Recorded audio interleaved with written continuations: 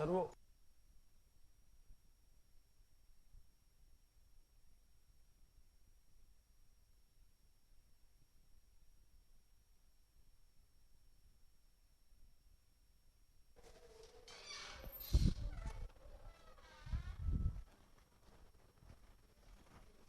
Hello, good morning friends. दिल से आ जाइए fast. Once again welcome you in Nimbus learning powered by engineers academy. Voice clear है आपको? जल्दी से एक बार चेक करिए सभी स्टूडेंट्स।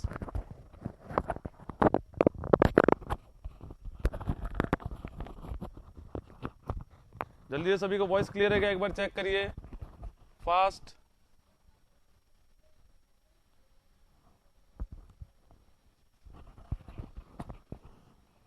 Okay, good morning. तो देखिए, कल अपन ने स्टार्ट किया था स्टूडेंट्स आपका कॉम्पैक्शन चैप्टर। कॉम्पैक्शन के बारे में अपन ने पढ़ा था और कंप्रेसिबिलिटी, कंसोलिडेशन। तो आज अपन करने वाले कंसोलिडेशन एक क्वेश्चन। ठीक है, जल्दी से एक बार आ जाइए फास्ट ताकि देखते हैं अपन क्वेश्चंस। ओके, धनंजय, राजकुमारी फास्ट।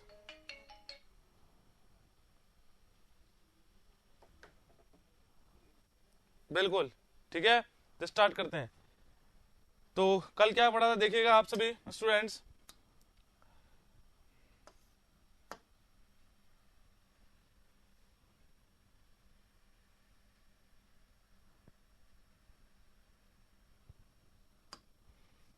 जल्दी एक बार सभी आ जाइए आगे आगे। Ramesh, Mayank, good morning good morning.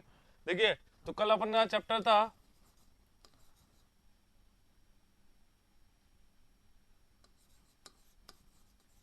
Consolidation. Consolidation के बारे में अपन ने पढ़ा था और आज अपन करने वाले हैं इसके क्वेश्चंस। जल्दी सभी एक बार आ चुके हैं? Okay, good morning to all of you. Good morning good morning. तो चलो स्टार्ट करते हैं फर्स्ट क्वेश्चन से। देखिएगा सभी students, chapter is compressibility and consolidation. Compressibility and consolidation दोनों है। तो फर्स्ट क्वेश्चन की तरफ चलते हैं। देखिएगा question number first and your time starts now. Discuss सब कुछ कर चुके थे कल। कल पूरा अपन थ्योरेटिकल पढ़ा था और आज अपन क्वेश्चन करने वाले हैं। क्लियर हुआ? तो डिस्कस सारा हो चुका था कि टॉपिक आपका। And time starts now. 30 seconds देंगे आपको, आराम से देखिए, गलत नहीं होना चाहिए question. The phenomena when soil loses its shear strength due to oscillatory motion is known as। नवीन आगे आंसर, रमेश बिल्कुल सही है। देखिए, और the phenomenon when soil loses its shear strength due to its oscillatory motion is known as। बिल्कुल बिल्कुल, last 10 seconds fast. Last 10 seconds. किस किस का आ गया? नवीन, रमेश, राजकुमारी, मयंक। Okay okay, stop. देखिए क्या बोल रहे हैं कि shear strength को लूज करना, द फिनोमेना जिसका सॉइल लूज करती है अपनी शेयर स्ट्रेंथ को, उसको क्या बोलते हैं? Due to oscillatory motion is known as liquefaction. क्या बोलते हैं सर? उसको लिक्विफेक्शन बोलते हैं। क्लियर हुआ?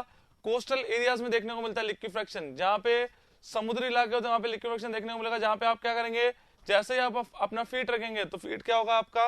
कंप्रेस हो जाएगा अंदर। उसको बोलते हैं लिक्विड। शेयर स्ट्रेंथ क्या करती है? उसने लूज कर दी। देखा होगा आपने, जब भी अपन घूमने जाते हैं कहीं बीच वगैरह पे, वहां पे क्या होता है? आपके फुटप्रिंट्स बनते हैं। फुटप्रिंट्स बनते हैं तो उस समय उस सॉइल की शेयर स्ट्रेंथ क्या हो गई सर? लूज हो गई। बाहर जाए तब तो नहीं बनते, क्यों? क्योंकि शेयर स्ट्रेंथ ज्यादा है। तो वाटर वेव कांटेक्ट में आने से क्या हो जाएगा? शेयर स्ट्रेंथ लूज हो जाएगी। उस लूज शेयर स्ट्रेंथ को क्या बोलते हैं सर? लिक्विफेक्शन बोलते हैं। ये कई बार अर्थक्वेक से भी होता है, सिस्मिक फोर्सेस से भी होता है। ठीक है। कंसोलिडेशन तो सर हमारे को पता ही है कि removal of the air voids को कहते हैं। शेयर फेलियर, कि जब किसी पे सैंपल पे लोड लग रहा है शेयर में, वो फेल कर जाएगा, शेयर फेलियर हो गया। स्लॉगिंग क्या होता है बताइए? What do you mean by slogging? जल्दी से बताइए, what do you mean by slogging? देखते हैं किसको पता है, कमेंट बॉक्स में कमेंट करिए fast. What do you mean by slogging? नहीं आया किसी का कमेंट? स्लॉगिंग का मतलब होता है कि मिट्टी का कट जाना, लगातार पानी के आने से मिट्टी का बह जाने से पाइपिंग होती है, उसी तरह से होती है स्लॉगिंग। कि जिस भी एरिया में कंस्ट्रक्शन नीचे से क्या होगा, लगातार वाटर के कांटेक्ट में आने से मिट्टी क्या होगी, वहां से बह जाएगी, उसको बोलेंगे स्लॉगिंग। तो क्या हुआ? लिक्विफेक्शन। केयर रेजिस्टेंस लूज करने को बोलते हैं लिक्विफेक्शन। चलते हैं नेक्स्ट टॉपिक पे। देखिएगा न्यूमेरिकल है आपका, ऑप्शन नहीं देखना है, केवल न्यूमेरिकल सॉल्व करना है। एंड 1 मिनट देंगे न्यूमेरिकल में आपको, आराम से सॉल्व करिए। सही होना चाहिए, गलत नहीं होना चाहिए। स्टार्ट। हाँ, पाइपिंग स्लॉपिंग, हाँ सही है। देखिए नेक्स्ट क्वेश्चन क्या है? 2 स्पेसिमेंस ऑफ क्ले। 2 स्पेसिमेन दे रखे हैं क्ले के। First A and B are tested in consolidation apparatus. जिसको टेस्ट किया कंसोलिडेशन एपरेटस के अंदर। एम बी ऑफ ए मतलब क्या sir? Volume compressibility of A and volume compressibility of B given है आपको CV consolidation, coefficient of consolidation given है आपको ए और बी सॉइल का। तो बताइए सर कि what is the ratio of के बाय केबी, के बाय केबी का रेशियो पूछ रहा है, परमेबिलिटी ऑफ सॉइल ए और clay A divided permeability of clay B, बताइए। Answer 4 is from K is equal to CVMV gamma W, बिल्कुल फॉर्मूला ये लगना है कि परमेबिलिटी क्या होती है sir, according to the consolidation equation जो कल पढ़ा चुके थे, एलन हेजन, ठीक है, Kozeny Karman equation, consolidation equation and Lawrence equation, उसकी जरूरत नहीं है, वो आपका गेट का है लास्ट वाली इक्वेशन। तो आपकी कंसोलिडेशन के equal to CVMV gamma W, उससे सॉल्व करेंगे। देखिए आंसर आना स्टार्ट हुआ, प्रद्युमन बोल रहे हैं 4, नवीन बोल रहे हैं 4, टाइम हो चुका है, जल्दी से करिए फास्ट, 30 सेकंड्स और इंक्रीज करते हैं, इतना स्पीड रखना है थोड़ा सा, 1.5 2 मिनट में एक क्वेश्चन होगा तो कैसे काम चलेगा, जल्दी से फास्ट करिए। देखिए किसका आंसर आ गया, 2 बच्चों का आ गया है अभी तक। बेसिक सा क्वेश्चन है यार, इतना टाइम लगना ही नहीं चाहिए, इतना टाइम लगना ही नहीं चाहिए। फास्ट, केवल 2 स्टूडेंट्स का आंसर आया है, लास्ट 30 सेकंड्स, इससे ज्यादा टाइम नहीं देंगे, 2 minutes is more than enough. 20 seconds remaining, 20 seconds remaining, fast, 10 seconds remaining, जल्दी से। राजकुमारी, रमेश, किसका आया, राजकुमारी नहीं आया, नो, कोई बात नहीं, कोई बात नहीं, एंड टाइम स्टॉप। देखिएगा बहुत ही सर बेसिक सा क्वेश्चन है, फॉर्मूला अपने को पता है क्या है सर, एक ए क्ले सॉइल है और एक बी सॉइल है, इन दोनों स्पेसिमेन को हमने टेस्ट किया लेबोरेटरी के अंदर, और वहां पे क्या दिखा, MV वॉल्यूम कंप्रेसिबिलिटी ए सॉइल का, वॉल्यूम कंप्रेसिबिलिटी बी सॉइल का, इस तरह से coefficient of consolidation a sample का और बी सैंपल का। तो करना क्या है सर, के बाय केबी का रेशियो निकालना है, के बाय केबी का मतलब permeability of clay 1 to the permeability of the clay 2, मतलब ए और बी का। सर फॉर्मूला क्या लगाएंगे, तो के क्या होता है, CVMV गामा W होता है ना, बिल्कुल होता है। तो मैंने 2 फॉर्मूला लिख दिए, K is equal to CVMV gamma W। ऐसा क्यों किया, क्योंकि 2 सॉइल मास है, अगर 2 सॉइल मास है तो इसको क्या बोलेंगे सर, इट इज KA, ये CV of A, MV of A, gamma W तो सेम होता है, ये B लिख दीजिए यहाँ पे, ये B सॉइल का हो गया, क्लियर, गामा W से गामा W कैंसिल आउट। चाहिए क्या सर, K बाय KB चाहिए, तो इतना कहाँ सोचना पड़ रहा है, सीधे क्या कर दो, K बाय KB कर दीजिए, K by KB is equals to CV of A into MV of A divided by CV of B into MV of B, यहाँ से रेशो आ जाएगा। देखिए CV of A कितना है sir, CV of A 3.8, 3.8 into 10 to the power -4 कितना है, 3.8 into -4 centimetre square per second, और MV of A कितना है 3.6, it is 3.6 into 10 to the power -4 metre square per. देखिए ये यूनिट भी ध्यान रखिएगा, ठीक है, ऑब्जेक्टिव क्वेश्चन पूछ लेता है, कोफिशिएंट ऑफ कंसोलिडेशन की यूनिट होती है सेंटीमीटर स्क्वायर पर सेकंड और मीटर स्क्वायर पर किलोन्यूटन। क्लियर हुआ, आया आंसर, अभी भी नहीं आया, 2 ही जनों का आया है। देखिए CV ऑफ B कितना है sir, 1.9 into 10 to the power -4, बिल्कुल सही है, और MV ऑफ B 1.8, यार साफ साफ दिख रहा है डबल है, into 10 to the power -4, साफ साफ दिख रहा है सर डबल है, डबल क्या मतलब, समझ में आया कि सर ये तो 10 to the power 4 सब कैंसिल आउट हो गए, इनको तो आप एलिमिनेट कर दीजिए। 19 अगर 2 बार करोगे तो कितना आएगा, तो 38 आएगा, बिल्कुल, तो ये हो गया 2 टाइम्स, और ये 80 into 2 36 होता है ना, 2 हो गया, जब 2 और 2 हो गया तो क्या आना चाहिए, आंसर 4 आना चाहिए। देखिए कहीं आंसर आएगा 4 आपका, सभी का आ गया 4 आंसर, सभी को समझ में आया कैसे आया आंसर 4, तो बहुत ही आसान सा क्वेश्चन है, इतना टाइम नहीं लगना चाहिए, 30 सेकंड्स का आंसर है, बिल्कुल ठीक है धनंजय, ओके राजकुमारी, ठीक है बिल्कुल। चलिए आगे देखते हैं, आंसर 4 है क्या यहाँ पे, देखिए बिल्कुल ऑप्शन डी है, तो क्या होना चाहिए sir, answer is option number D. Clear हुआ, ओके चलते हैं, रमेश का आ गया, चलिए बहुत ही बढ़िया। देखिए सब चीजें डिस्कस है, मजा आएगा कि कितना याद है आपको, रिवीजन किया या नहीं किया। तो time starts now, 30 seconds start करिए। When the degree of consolidation is 50%, the time factor is about, बताइए अगर आपकी डिग्री ऑफ कंसोलिडेशन क्या होता है सर, U% जो बताया था आपने, डिग्री ऑफ कंसोलिडेशन मतलब किसी भी टी टाइम के ऊपर कितना कंसोलिडेशन हुआ, किसके रेस्पेक्ट में सर, प्राइमरी के रेस्पेक्ट में, उसे क्या बोलते हैं, डिग्री ऑफ कंसोलिडेशन कहते हैं। समझ में आया किसकी बात कर रहा हूं, क्लू दे दिया आपको, लिंक दे दिया ताकि आपको उससे ज्वाइन होना आसान हो जाए, उसको लिंक को। बिल्कुल रमेश का आंसर आ गया सर 0.2। बाकी स्टूडेंट्स फास्ट करिए। नवीन कह रहे हैं सर डिग्री ऑफ कंसोलिडेशन, बिल्कुल बिल्कुल बिल्कुल बिल्कुल। प्रद्युमन एंड नवीन बहुत ही सही, रमेश बहुत ही बढ़िया बहुत ही बढ़िया, मयंक ओके। तो स्टॉप करते, लगभग स्टूडेंट्स का आंसर आ चुका है। देखिए कहना क्या चाह रहे हैं, तो सर आपको कल एक कंसेप्ट पढ़ाया था आप सभी स्टूडेंट्स को, डिग्री ऑफ कंसोलिडेशन मतलब यू परसेंट पढ़ाया था ना आपको, डिग्री ऑफ कंसोलिडेशन यू तो परसेंट कहते हैं, ये पढ़ाया था। क्या होता है, किसी भी टी टाइम के ऊपर कितना कंसोलिडेशन हुआ, किसके रेस्पेक्ट में, टोटल प्राइमरी कंसोलिडेशन के रेस्पेक्ट में। ये डेफिनेशन ही पूछता है कई बार एग्जाम्स के अंदर, ठीक है। तो उसका कंसेप्ट है, कंसोलिडेशन अगर 50% से डिग्री ऑफ कंसोलिडेशन इज 50%, तो यार दो कंडीशन बताई थी आपको। पहली कंडीशन क्या थी, if the U is less than equal to 60% बताई थी, और एक if the U is greater than 60%। तो क्या करना है सर, क्या करना है, फॉर्मूला लगाना है, करना क्या है, तो कैसे निकालेंगे, टाइम फैक्टर बोल रहा है सर। टाइम फैक्टर क्या होता है सर, टीवी होता है, डायमेंशनलेस पैरामीटर होता है। टीवी निकालना है, फॉर्मूला क्या था, π/4 ऑफ u/100 का होल स्क्वायर, ये लगाना था। और इसके अंदर 1.7831 minus 0.933 log base 10 100 minus u%, ये लगाना था टाइम फैक्टर के लिए। क्लियर हुआ, रिकॉल हुई चीजें, रिकॉल हुई, आंसर आना चाहिए बेटा, सिंपल सा है। और ये डाटा याद रखेगा 50, तो इस 50 को जब यहाँ पे पुट करेंगे आप, तो उसके अकॉर्डिंग आंसर आता है 0.196 टाइम फैक्टर। और ये जनरल डाटा, इसको याद रखना है, ठीक है। ये डायरेक्ट क्वेश्चन पूछता है आपका कि if the degree of consolidation is 50%, the value of time factor is 0.196, exact value है, ठीक है। तो इसके नियरली कौन सा दिख रहा है सर, आंसर ए हो गया, इसलिए बच्चे बोले सर आंसर ए होगा, ठीक है। फॉर्मूला कौन सा लगेगा, ये लगेगा, लगा के देखिएगा। बिल्कुल चलते हैं आगे की तरफ।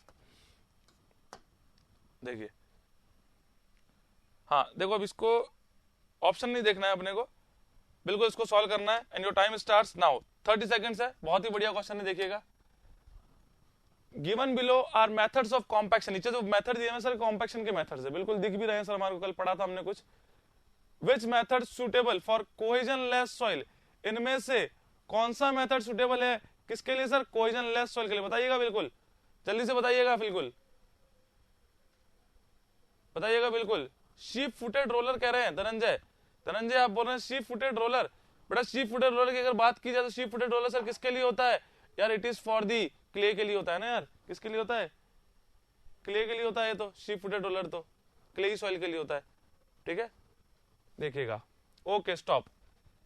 यार एक चीज पकड़नी थी इसके अंदर, ये क्या है अभी देखना, ऑप्शन समझ में आ जाएगा आपको।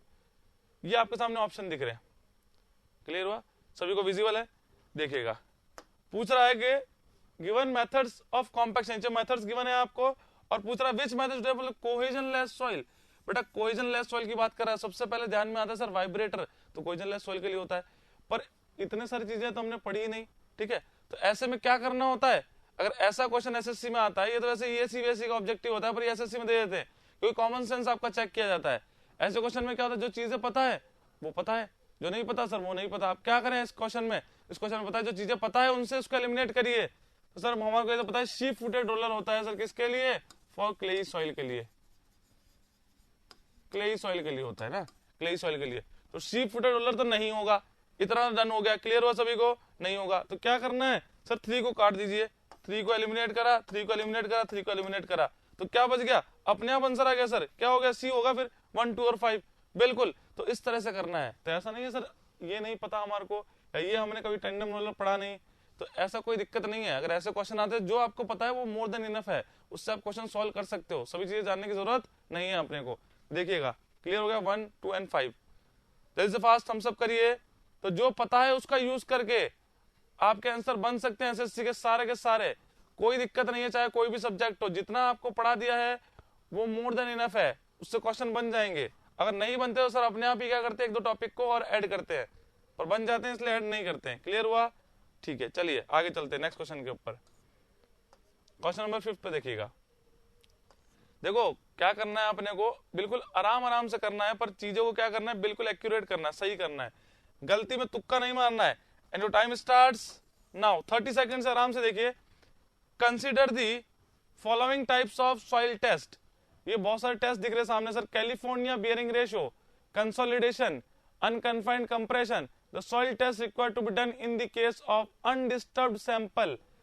अब सर कुछ को तो सर पता है डिस्टर्ब सैंपल, कुछ को पता ही नहीं सर अनडिस्टर्ब या डिस्टर्ब सैंपल होता क्या है। तो चलो जिसको भी पता है बताइए आंसर क्या होना चाहिए, उसका तो अपन डिस्कस करते हैं। बताइए फिफ्थ का आंसर क्या होगा जल्दी से। नवीन कह रहे हैं सर आंसर होगा ए, नवीन कह रहे हैं सर आंसर होगा ए। बाकी स्टूडेंट्स क्या कह रहे हैं, बाकी स्टूडेंट्स राजकुमारी ए। ओके लास्ट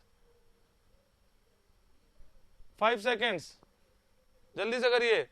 रमेश कह रहे हैं सर डी होगा and time will be stop. देखिएगा क्या कहना चाह रहे हैं कि एक following types of soil test किया आपने और नीचे अलग अलग टेस्ट है, कैलिफोर्निया बेरिंग रेशियो हो गया, आपका कंसोलिडेशन टेस्ट हो गया और आपका अनकन्फाइंड कंप्रेशन टेस्ट हो गया। बोल रहा है कि इन टेस्ट के अंदर अनडिस्टर्ब सैंपल किसमें लेते हैं, तो भाई जितने भी टेस्ट है, जितने भी टेस्ट लेबोरेटरी है, सब के अंदर क्या लेंगे सर, अनडिस्टर्ब सैंपल लेंगे। पर यार ये सर अनडिस्टर्ब सैंपल होता क्या है, इसके बारे में बताइए थोड़ा सा। अनडिस्टर्ब सैंपल होता है जिसका, बताइए किसी को पता है क्या, जल्दी से कमेंट बॉक्स में कमेंट करिए फास्ट। अनडिस्टर्ब सैंपल का मतलब होता है वो सैंपल जिसमें आपका सॉइल ग्रेन का स्ट्रक्चर डिस्टर्ब ना हो, जो चेंज ना हो, उसको बोलेंगे अनडिस्टर्ब सैंपल। मतलब सर क्या पॉसिबल है कि बात क्या कर रहे हैं आप, क्या कहना क्या चाह रहे हैं। जैसे अगर बात करेंगे नीचे आप गए, ठीक है, आप आपके घर से बाहर निकले, कोई भी आपका ग्राउंड था, ग्राउंड में जो स्ट्रक्चर है उस सॉइल ग्रेन का वो क्या है सर, अनडिस्टर्ब स्ट्रक्चर है। जब वहां से मैं निकालूंगा तो वो क्या हो जाएगा, डिस्टर्ब हो जाएगा। ऐसा जरूरी नहीं है, सैंपलिंग के मेथड्स होते हैं, ठीक है। तो अनडिस्टर्ब सैंपल निकालने का मेथड होता है, तो अनडिस्टर्ब सैंपल के थ्रू अगर मैं सैंपल लूंगा तो वो अनडिस्टर्ब रहेगा, मतलब उसका कोर्स ग्रेन का स्ट्रक्चर क्या होगा, चेंज नहीं, उसको अनडिस्टर्ब सैंपल। अगर चेंज हो गया, लाते हुए वहां से एक्सकेवेट करते, वहां सैंपलिंग करते, अगर चेंज होगा उसको सर डिस्टर्ब सैंपल। समझ में आया, डिस्टर्ब या अनडिस्टर्ब के अंदर जिसमें नेचुरल स्ट्रक्चर जो है आपका क्ले का है, जो भी आपकी सॉइल है उसका अनचेंज रिमेन्स अनचेंज, उसको बोलेंगे अनडिस्टर्ब। चेंज हो गया तो उसको बोलेंगे सर डिस्टर्ब, ठीक है। तो उसमें क्या करते थे, कुछ ग्राउंड से, जिस भी ग्राउंड पे आपको कंस्ट्रक्शन करना है उसके क्या करना है सर, बियरिंग कैपेसिटी, सर उसकी शियर स्ट्रेंथ निकालनी है, उसका वॉल्यूम डिक्रीमेंट, कितना कंप्रेशन हो सकता है वो आपको निकालना है। तो क्या करेंगे, उस सॉइल का, उस ग्राउंड का सैंपल लेके आएंगे, कौन सा, अनडिस्टर्ब सैंपल, ठीक है। तो क्या हो गया, सभी के अंदर क्या होता है सर, अनडिस्टर्ब सैंपल यूज होता है। First, second and third clear हुआ सभी को, थम्स अप करिए फास्ट। तो रमेश डी नहीं होगा, क्लियर हुआ। सभी के अंदर क्या होता है आपका, अनडिस्टर्ब सैंपल यूज होता है। डन, जल्दी से कमेंट करिए फास्ट। ओके चलते हैं नेक्स्ट क्वेश्चन की तरफ। देखिएगा, हाँ बिल्कुल, देखो बोला था आपको, बोला था क्वेश्चन पूछते हैं यूनिट से, और क्वेश्चन आ गया। And your time starts now, 30 seconds. Answer गलत नहीं देना है, आंसर गलत नहीं देना है, अपने को एक्यूरेसी चाहिए बेटा, एक्यूरेसी चाहिए। जल्दी से बताइए, डी बता रहे हैं स्टूडेंट्स, डी बता रहे हैं स्टूडेंट्स। देखते हैं last 20 seconds. The coefficient of volume compressibility, इसको बोलते हैं MB, has an unit of, MB की यूनिट क्या होगी। तो आंसर आना स्टार्ट हो गया, कहां से, नवीन, Dhananjay, Ramesh, Pradyuman, Mayank, Rajkumari. Last 5 seconds. Okay and time will be stop. देखिएगा sir, coefficient of volume compressibility बताने की जरूरत नहीं है, कल पूरा डिस्कस कर चुके, फिर भी एक बार बताते हैं आपको। क्या पता आप फिर भी भूल गए हो, इसकी यूनिट पूछ रहे हैं। एमबी क्या होता है सर, एबी अपॉन में 1 प्लस ई नॉट, ये फॉर्मूला था हमारे को। इस पे बोला था कि न्यूमेरिकल भी पूछ सकता है, न्यूमेरिकल भी पूछ सकता है। और एबी क्या होता है, कोएफिशिएंट ऑफ कंप्रेसिबिलिटी, ये होता है डेल ई अपॉन में del of effective stress, negative के साथ। सर अगर इसमें बात करें तो हमें ये तो पता है कि वॉइड रेशियो क्या होता है, यूनिट लेस होता है, यूनिट लेस होता है। और स्ट्रेस क्या होता है, किलोन्यूटन पर मीटर स्क्वायर। तो क्या हो जाएगा, 1 अपॉन में किलोन्यूटन पर मीटर स्क्वायर। तो यूनिट क्या होगी सर, मीटर स्क्वायर पर किलोन्यूटन। ये तो सर एवी की यूनिट हुई है, दोनों की यूनिट बता दी। तो एवी की यूनिट हुई, तो एमबी की क्या होगी। तो देखिए सर, ये ई नॉट तो क्या होता है, वापिस यूनिट लेस होता है। तो जो एवी की यूनिट है वो यहाँ पे पुट करेंगे, तो एमबी और एवी की यूनिट क्या रहेगी सर, सेम रहेगी। क्या हो गया, metre square per kilo Newton. तो आंसर क्या हो गया सर, डी दिख रहा है सभी को, क्लियर हो गया, बहुत ही बढ़िया, सेम यूनिट। ओके चलिएगा नेक्स्ट क्वेश्चन की तरफ चलते हैं। Question number 7।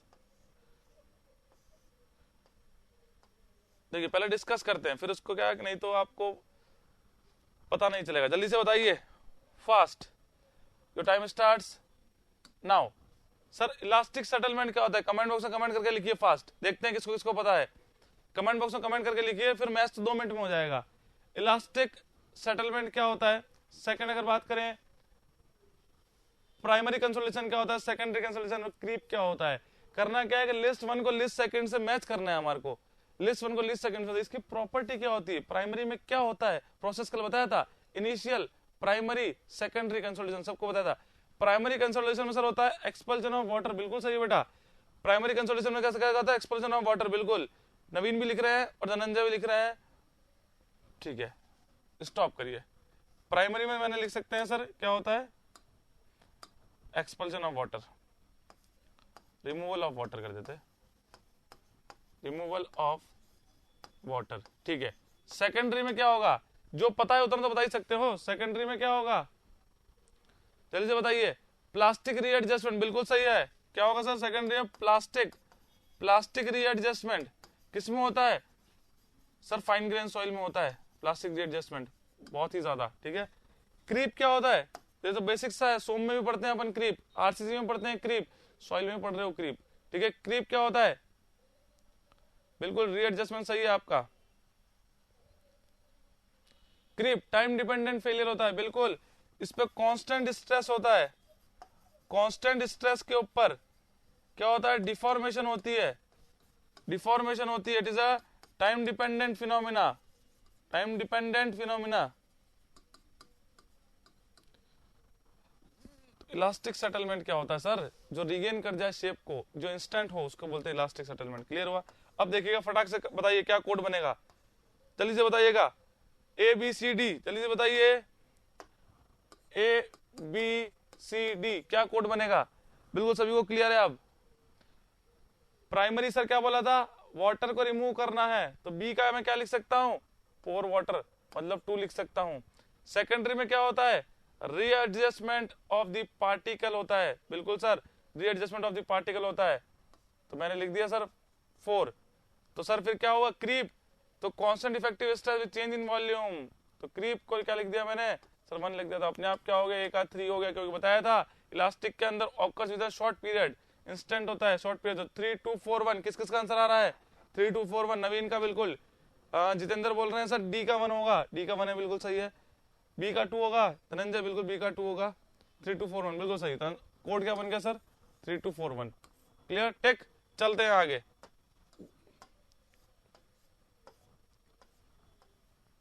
Three two four one option क्या होगा जिसका अगर बुक हो? तो ऑप्शन होगा इसमें सी। क्लियर? 3 2 4 1। चलिए देखिएगा, इसी तरह से इसको डिस्कस करते हैं, इसी तरह से इसको डिस्कस करते हैं, फिर इसको सॉल्व करेंगे, क्योंकि डिस्कस करने में जो मजा है वो देखने में मजा नहीं है। जल्दी से बताइए, your time starts now. 1 minute के अंदर फटाफट ए का क्या होता है? एक लाइन में लिख के बताइए, जितना शॉर्ट हो सके उतना शॉर्ट लिखिए फटाक से। ए के सामने कुछ बातें लिखिए, ए के लिए, बी के लिए और सी के लिए। हाँ, vibratory roller for sand, specially for sand, या कोहेजन लेस सॉइल कह सकते हैं, बिल्कुल। हाँ, और ऑप्टिमम मॉइस्चर कंटेंट पर मैक्सिमम ड्राई डेंसिटी, नवीन कह रहे हैं, बिल्कुल बिल्कुल। और जीरो एयर वॉइड लाइन क्या होती है, उसके रिस्पेक्ट में 1-2 पॉइंट लिख दीजिए फास्ट, ताकि क्लियर हो जाए चीजें। जीरो एयर वॉइड लाइन क्या है उसके बारे में 1-2 पॉइंट लिख दीजिए, ताकि चीजें क्या हो जाए सर? क्लियर हो जाए।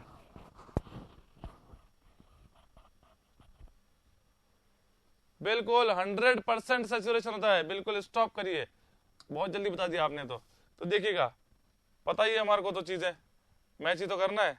ये 5 ऑप्शन दिख रहे हैं यहाँ पे, इन 5 में से हमारे को करेक्ट कोड बनाना है। तो देखिए स्टार्ट करते हैं। ए के सामने optimum moisture content, maximum dry density मिलती है। ओएमसी क्या होता है? वो वाटर कंटेंट जिसके ऊपर आपको सॉइल के अंदर मैक्सिमम ड्राई डेंसिटी देखने को मिले, उसको बोलेंगे optimum moisture content. Maximum dry density मतलब क्या हो गया सर? 3 हो गया। Vibratory roller, compaction of cohesive soil, नहीं सर, कोहेजन लेस सॉइल मतलब ग्रैनुलर सॉइल कह सकते हैं, बिल्कुल कह सकते हैं सर। तो ये हो गया आपका 2। अगर बात करें sir zero air void line पे, डिग्री ऑफ सैचुरेशन आपने बोला 100 होता है सर, तो 5 हो गया, ये हो गया। तो 3 2 एंड 5 क्लियर हुआ सभी का? बिल्कुल सही है। 3 2 एंड 5, 5 और 1 कहां से आ रहा है राजकुमारी? 5 और 1 कैसे आ रहा है? 1 नहीं होगा ना, कोहेसिव सॉइल नहीं होता है। वाइब्रेटरी सैंड के लिए होता है, सैंड का sir cohesion less soil, granular soil कह सकते हैं उसको। तो 3 2 5 सभी का आ चुका है, बहुत ही बढ़िया, बिल्कुल। अच्छा, सी का 5 है, ओके ठीक है। तो कौन सा है 3 2 5? तो जहां से सर आंसर होगा जिसका बुक है लगा लीजिएगा टिक बी। ओके, चलते हैं नेक्स्ट क्वेश्चन के ऊपर। ये बहुत प्यारा क्वेश्चन है बेटा, बहुत ही अच्छा क्वेश्चन है, देखिएगा इसको ध्यान से। 1 मिनट का टाइम देते हैं, सॉल्व हो जाएगा, बहुत ही आसान सा क्वेश्चन है, इतना भी टफ नहीं है। Time starts now. Under a given load, a clay layer attained 30% degree of consolidation in 100 days, कितने टाइम पीरियड के अंदर सर? 100 डेज के अंदर। The time taken by the same clay layer to attend 60 degree consolidation will be, कितना होगा? मतलब बोल रहा है क्ले है, इसको ऊपर ने लोड किया, जिसके ऊपर 30 डिग्री कंसोलिडेशन अचीव करने में उसको 100 दिन लग गए, और उसी क्ले को 60 डिग्री कंसोलिडेशन अचीव करने में कितना दिन लगेगा, यह पूछना चाह रहा है। जल्दी से बताइएगा, सॉल्व करिए, और जिसका आंसर आ चुका है फॉर्मूला लिखिए। नवीन का आंसर आ चुका है, नवीन फॉर्मूला लिखिए।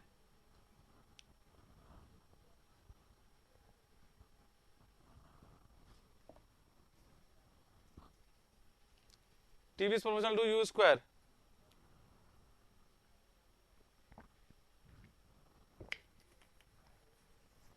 टाइम फैक्टर हो गया बेटा ना, वो टाइम फैक्टर हो गया। वो टाइम फैक्टर थोड़ी पूछ रहा है, वो टाइम टेकन पूछ रहा है, कितना टाइम लगेगा। ठीक है, टाइम टेकन पूछ रहा है। तो रिलेशनशिप कैसे बनाया आपने? बहुत हद तक आप सही है, पर वो टीवी हो गया। हाँ, रमेश बोल रहे सर कितना होगा? 200 डेज होगा, और नवीन बोल रहे सर सी होगा। जल्दी सॉल्व करिए बेटा, सॉल्व तो करना पड़ेगा, बिना सॉल्व करे मजा नहीं आएगा। मयंक बोल रहे सर डी होगा। चलिए मयंक, बहुत ही बढ़िया बात है, डी होगा। ओके स्टूडेंट, जल्दी से बताइए फास्टली क्या होना चाहिए और क्या नहीं होना चाहिए।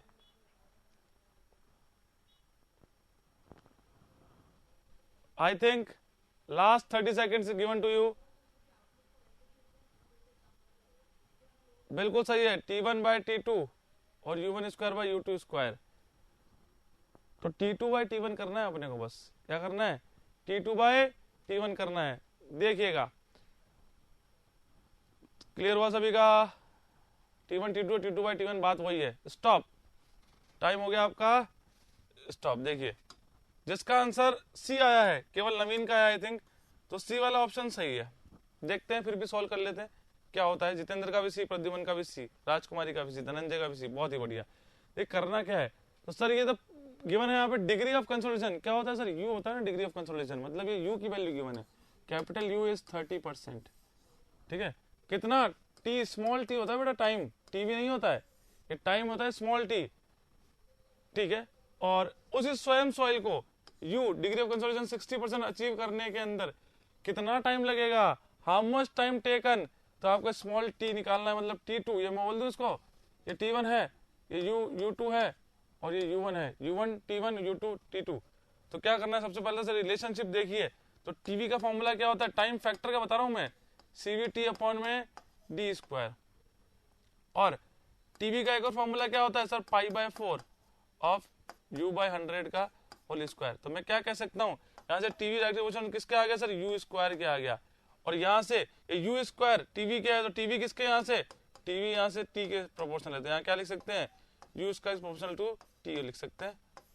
लिख सकते हैं कि नहीं लिख सकते, ये बताइए सबसे पहले तो। इस बात पे ध्यान दीजिए, रिलेशनशिप कैसे आया है? क्योंकि ये टीवी टाइम फैक्टर नहीं पूछ रहा है, वो time required for the drainage, कितना टाइम लग रहा है उसको ड्रेनेज के अंदर, वो टाइम पूछ रहा है। ठीक है, और ये डी क्या होता है? Length of the drainage path होता है। ये सीवी होता है, ये तो पता है, coefficient of consolidation T, time required for the drainage and the length of the drainage path is small D. Clear हुआ? जल्दी से कमेंट बॉक्स में कमेंट करिए एक बार फास्टली। यार समझ में, अगर ये कंसेप्ट अगर समझ में आ गया तो कोई दिक्कत नहीं है फिर। Yes Ramesh, okay Dhananjay. तो देखिएगा सर, यू स्क्वायर इज क्या हो गया सर? टी के हो गया। तो देखिए यू स्क्वायर टी के हो गया। अब हमारे को करना क्या है सर? कि लिखा है हमारे पास T2 निकालना है ना मुझे, तो T2 मैंने लिख दिया, T2 divided by T1। T2 के सामने क्या आएगा सर? U2 आएगा, U2 स्क्वायर, तो U2 square divided by U1 square. देखिए लिखने में कुछ भी लिख सकते हैं, बात तो वही है, T1 लिखो चाहे T2 लिखो। मुझे T2 निकालना है, मैंने T2 बाय T1 सीधे ही लिख दिया। क्लियर हुआ? तो T2 अगर बात करें, time required in 60 degree consolidation, कितना टाइम लगेगा यही तो फाइंड आउट करना है। ये वैल्यू तो मुझे क्या करना है सर? असर्टेन करनी, फाइंड आउट करना है। तो क्या करना पड़ेगा? U2 कितना है सर? 60%, तो 0.60 डिवाइडेड बाय, इसका क्या कर दिया मैंने? स्क्वायर कर दिया। एक बार रुकिए, T2 क्या हो गया सर? 0.60 का स्क्वायर कर दिया, तो मैंने क्या कर दिया? ऐसे कुछ इस तरह से। और U1 कितना है सर? 30%, तो 0.30 का स्क्वायर कर दिया। ये क्या है? सॉल्व करने में आसानी हो जाएगी। इनटू T1 तो क्वेश्चन में गिवन है सर, 100 डेज लगा है। कितना? 100 डेज मल्टीप्लाइड बाय 100 कर दिया। तो यहाँ से 0 से 0 सब कुछ कट गया, क्या बचेगा यहाँ से? 6, 3 2 6 और 3 2 6, तो 2 2 और 100 4, तो 400 हो गया सीधे 400। T2 कितना हो गया 400 डेज हो गया। बहुत ही आसान सा क्वेश्चन है, बस करना क्या था, जो पहले कंसेप्ट बताया था इस कंसेप्ट को कैसे लाना है बस वो पता होना चाहिए बस, नहीं तो क्वेश्चन सॉल्व नहीं हो पाएगा, नहीं तो क्वेश्चन सॉल्व आपका नहीं हो पाएगा। जिसका आंसर डी आ रहा था मयंक, रमेश, क्लियर होगा। अब आपका सी आ चुका है, ठीक है। कोई डाउट किसी को, जल्दी से कमेंट में कमेंट करिए फास्ट, कोई डाउट किसी को? Okay, no doubt. चलिए आगे क्वेश्चन चलते हैं। इन दिस सॉइल सैंपल, आपको टाइम स्टार्ट करते हैं 30 सेकंड से। बताइए, in this soil sample of consolidometer test pore water pressure is. Consolidometer test जब करते हैं किसी भी सॉइल सैंपल में तो पोर वाटर प्रेशर मैक्सिमम होगा, मिनिमम होगा, और मैक्सिमम होगा तो टॉप पे होगा, बॉटम पे होगा या सेंटर पे होगा? जल्दी से बताइए, जल्दी से बताइए। 10 का बोल रहे हैं सर डी, 10 का बोल रहे हैं सर डी, नवीन, धनंजय बोल रहे हैं सर डी। बाकी स्टूडेंट्स क्या बोल रहे हैं कमेंट करिए। And your time will be stop. देखिए हो चुका आपका टाइम, अब नहीं करना है। द सॉइल सैंपल को कंसोलिडोमीटर टेस्ट में अगर आपने टेस्ट किया, कंसोलिडोमीटर टेस्ट करना, तो उसमें क्या देखा आपने कि जो पोर प्रेशर है, वाटर का जो पोर प्रेशर है, मतलब जिसको बोलते हैं H, वाटर प्रेशर, पोर वाटर प्रेशर, वो कहाँ होता है सर? उसके अंदर मैक्सिमम होता है एट द सेंटर पे होता है, ठीक है। क्या होगा? मैक्सिमम एट द सेंटर पे, याद रखना है, इसको नोट कर लेगा आपने ऑब्जेक्टिव के अंदर, ठीक है। It is maximum at the centre होता है, क्लियर हुआ? बिल्कुल, जितने अंदर मैक्सिमम होगा कहाँ पे होगा? वो भी सेंटर पे होगा मैक्सिमम। चलिए नेक्स्ट क्वेश्चन पे चलते हैं, क्लियर हुआ सभी को? तो देखिए नेक्स्ट क्वेश्चन, क्वेश्चन नंबर 10 के बाद में क्वेश्चन नंबर 11 पे आते हैं।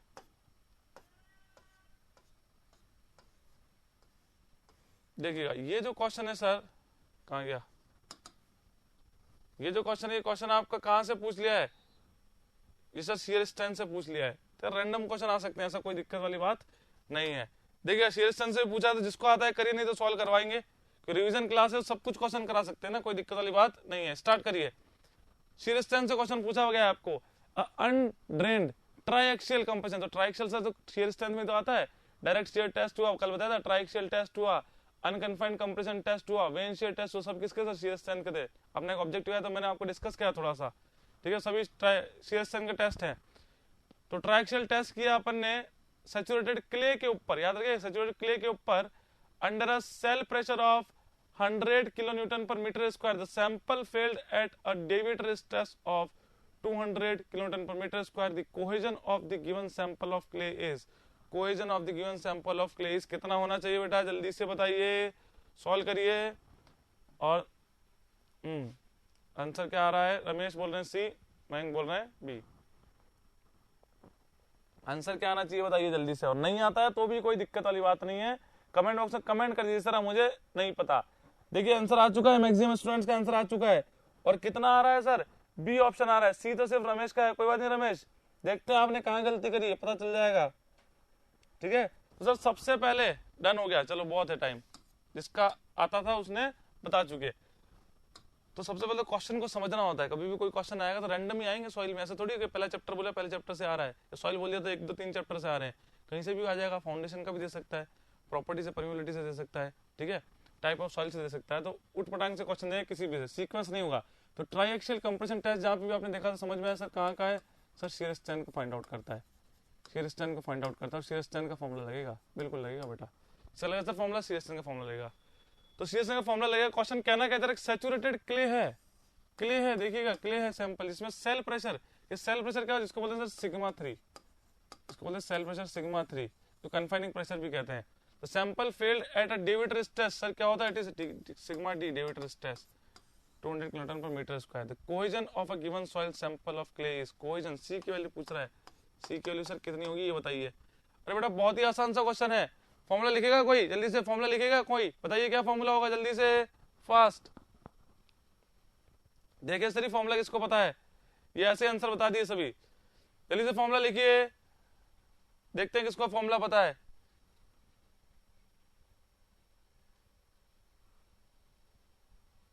नहीं पता? नहीं पता? चलिए कोई बात नहीं, नहीं पता तो बहुत, और पता होना चाहिए यार, पहले सर समझा दीजिए थोड़ा सा। तो ये आपका क्ले स्पेसिमेंट है, इस क्ले स्पेसिमेंट में नहीं पता कोई बात नहीं, इस क्ले स्पेसिमेंट में क्या हो रहा है? सेल प्रेशर एक्ट हो रहा है चारों तरफ से, ठीक है, इसको बोलते हैं सर सिग्मा 3। ये कितना दे रखा सर, 100 दे रखा है, 100 kilo newton per metre square. Second stage में क्या होता है कि इस सेल प्रेशर के साथ साथ क्या इंक्रीज करते हैं सर, एक एडिशनल स्ट्रेस को इंक्रीज कर देते हैं। किसको सर, एक एडिशनल स्ट्रेस को इंक्रीज कर देते हैं। उस एडिशनल स्ट्रेस को, ये तो सिग्मा 3 था ही, इसको बोलते हैं डे वेटर स्ट्रेस, ठीक है। तो क्या बोल सकते हैं, मेजर प्रिंसिपल इसको बोलते हैं, मेजर, जहां पे ज्यादा वैल्यू उसको बोलते हैं मेजर। इसमें सिग्मा 3 क्या हो जाएगा, ये माइनर हो जाएगा, ये माइनर हो गया, और वो क्या हो जाएगा, मेजर हो जाएगा, क्योंकि उसका फॉर्मूला क्या हो जाएगा, सिग्मा 3 प्लस सिग्मा डी हो जाएगा।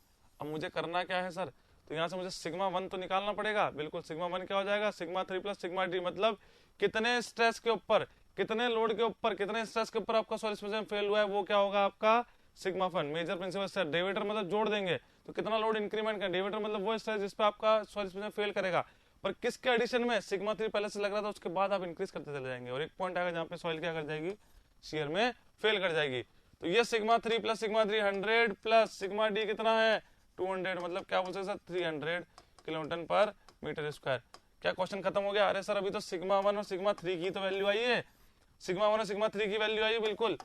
क्वेश्चन तो अब चालू होगा, क्वेश्चन तो अब चालू होगा, पूछ रहा है कोहेजन पूछा था, सी लिख तो रखा है कोहेजन, तो क्या करना है सर, तो उसके लिए हमारे को देखिएगा, उसके लिए हमारे को फॉर्मूला लिखना पड़ेगा, sigma 1 is equal to sigma 3 10 square 45 plus 5/2 plus 2c 10 45 plus 5/2।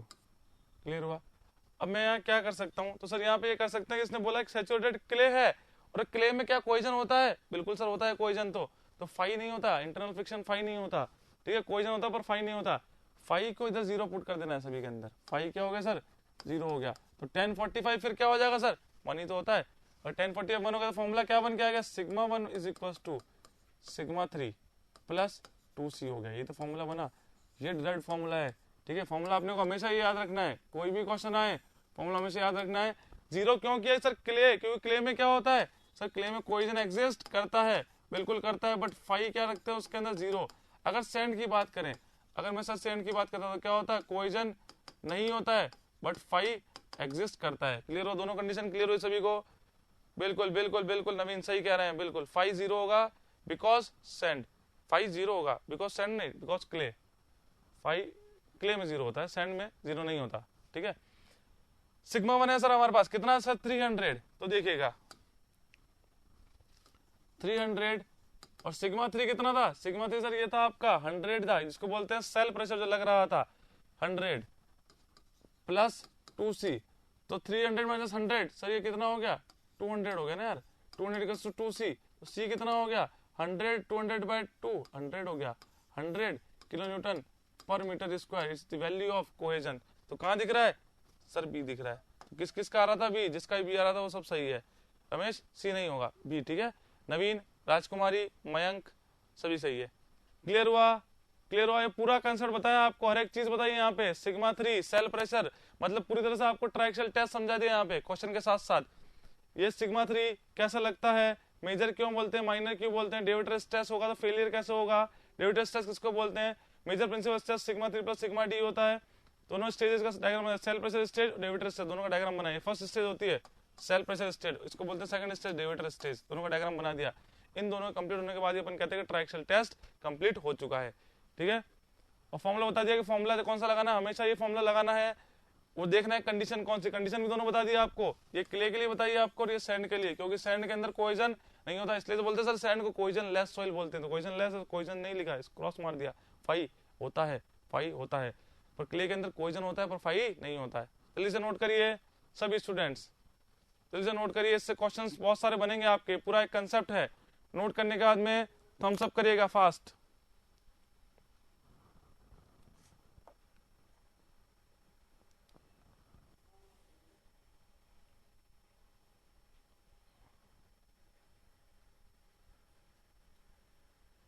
Note करने का थम्स अप करिएगा, आराम से नोट करिए, एक एक चीज नोट करिए, क्योंकि इंपॉर्टेंट चीजें हैं ये, अगर ये चीज नोट नहीं करी तो बाद में दिक्कत आएंगी क्वेश्चंस के अंदर। तो पूरा कंसेप्ट समझ चुके हैं तो नोट कर लीजिए सारे।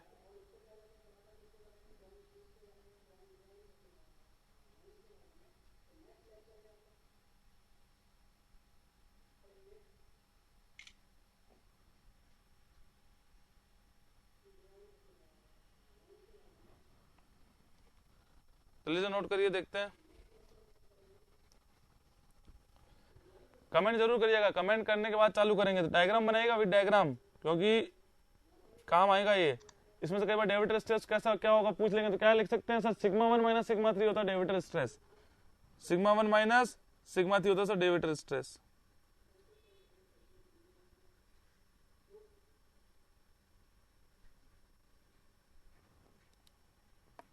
सभी कमेंट करिए एक बार। नवीन, मयंक, राजकुमारी, रमेश, जितेंद्र, अगर नोट कर लिया होगा तो, है ना, तभी स्टार्ट करेंगे।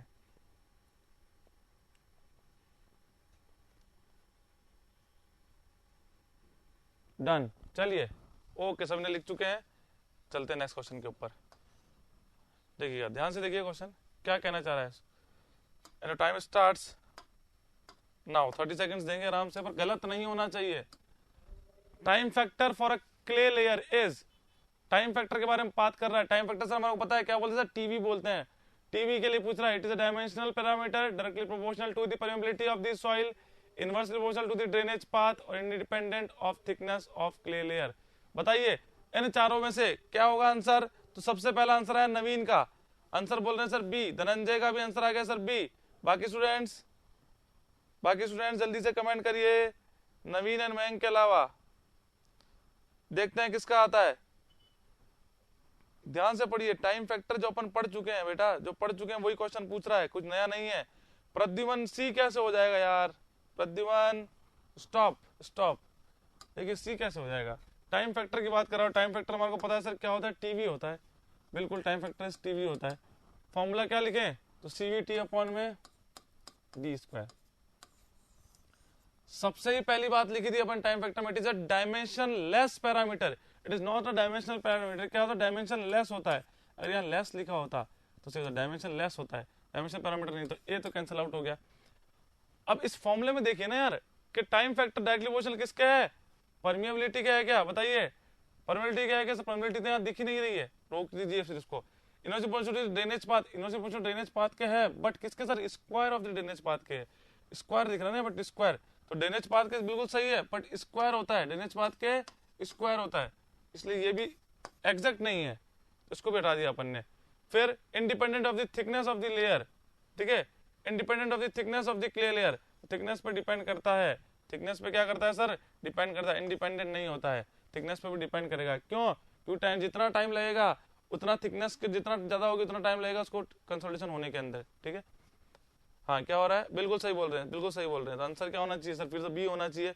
और क्या लिखने वाले हैं, नवीन लिखने हैं, बिल्कुल। कैसे लिख रहे हैं सर, के इज इक्वल टू क्या होता है, C V M V gamma W होता है। तो यहाँ पर टाइम फैक्टर किसके बराबर है, proportional TV is directly proportional to C V है, और सी वी किसके प्रोपोर्शनल है सर, के प्रोपोर्शनल है।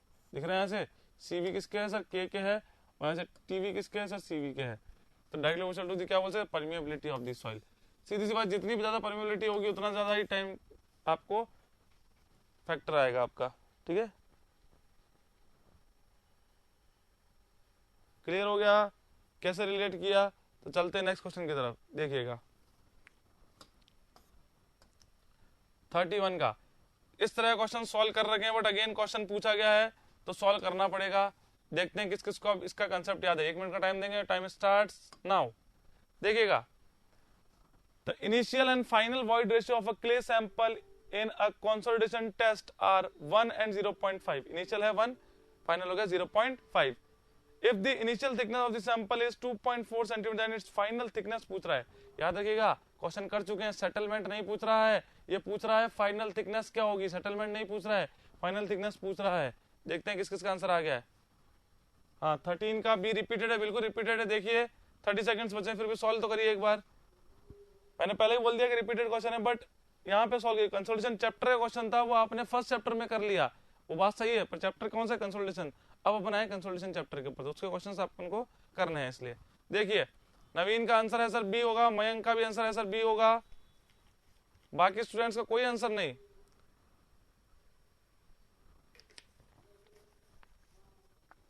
पांच दिन पहले की चीजें भूल रहे हैं आप, देखिएगा हो गया टाइम। बहुत ही आसान, जल्दी से इसको फास्टली सॉल्व करेंगे, ज्यादा टाइम वेस्ट नहीं करेंगे। Void ratio initial and final void ratio. Initial हो गया sir E not, E F final हो गया, ठीक है। और thickness of the seven sample, thickness ये आपकी टी 2.4, करना क्या है सर, टी या इसको बोल देते हैं एच। तो सेटलमेंट का फॉर्म डेल एच अपॉन में एच, यही क्यों लगाया, डेल ई अपॉन में 1 प्लस ई नॉट, क्योंकि वॉइड रेशो गिवन है तो पहला फॉर्मूला लगाएंगे on the basis of void ratio वाला। डेल एच सेटलमेंट कितना हो जाएगा सर, एच, एच कितना है sir, thickness is 2.4 into del E, change in void ratio मतलब इनिशियल में क्या था, ज्यादा था, initial minus final divided by 1 plus initial, 1 plus initial. तो क्या करना है, del H is equal to 2.4 initial minus final 1 minus 0.5, 1 minus 0.5 divided by 1 plus initial, initial कितना सर 1 है। तो क्या ऐसे दिख रहा है यहाँ पे 2.4 इंटू 0.5 डिवाइडेड बाय 2, 2 से किया तो यहाँ पे 1.2 आ गया, तो 12 हो गया, तो 0.60 हो गया। कितना हो गया सर, 0.60। किस में आएगा सर, यूनिट है सेंटीमीटर, तो यहाँ पे भी आएगा सर सेंटीमीटर में, ठीक है। क्या है सर, जो सेटलमेंट है, क्या सेटलमेंट पूछा नहीं, फाइनल थिकनेस पूछी है, एच एफ पूछी है। एक डायग्राम से बताया था आपको कि ये हो गया हमारा डेल एच सेटलमेंट, ये हो गई सर हमारी इनिशियल थिकनेस या इनिशियल हाइट। तो एच एफ क्या होगा, फाइनल थिकनेस क्या होगी आपको बतानी है। क्या करेंगे, इनिशियल में से फाइनल को, फाइनल निकाला, टोटल में से सेटलमेंट को माइनस कर देंगे। टोटल कितनी थी सर, 2.4 माइनस 0.60, सीधे से आंसर 1.8 सेंटीमीटर होगा, और आंसर क्या हो गया, बी। क्लियर कट, सभी को क्लियर हो गया, बिल्कुल सही है, काफी है, ये अपन देख चुके हैं। नोट कर लीजिए, अगर लेना है स्क्रीनशॉट, स्क्रीनशॉट ले लीजिए, फटाक से कमेंट करिए फास्ट, जल्दी से, बिना टाइम वेस्ट करे, क्योंकि अपन क्वेश्चन रिपीटेड है, अपन कर चुके हैं ना इसमें, तो इतना ध्यान देना नहीं है इसके अंदर। बस ये ध्यान रखना है, अगर वॉइड रेशो तो वॉइड रेशो वाला फॉर्मुला ही यूज करना है, इतना सा याद रखना है। क्लियर हुआ, अगर वॉइड रेशो तो वॉइड रेशो वाला फॉर्मुला यूज करना है, अगर वॉल्यूम कंप्रेसिबिलिटी तो एमबी वाला फॉर्मुला यूज करते हैं। जल्दी से कमेंट करिए फास्ट, जल्दी से, फास्ट फास्ट फास्ट, नोट हो गया तो।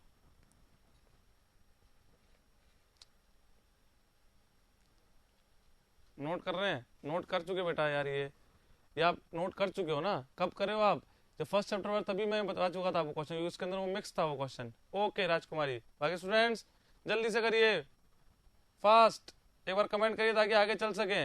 बिल्कुल प्रद्युमन, यस, चलते हैं आगे।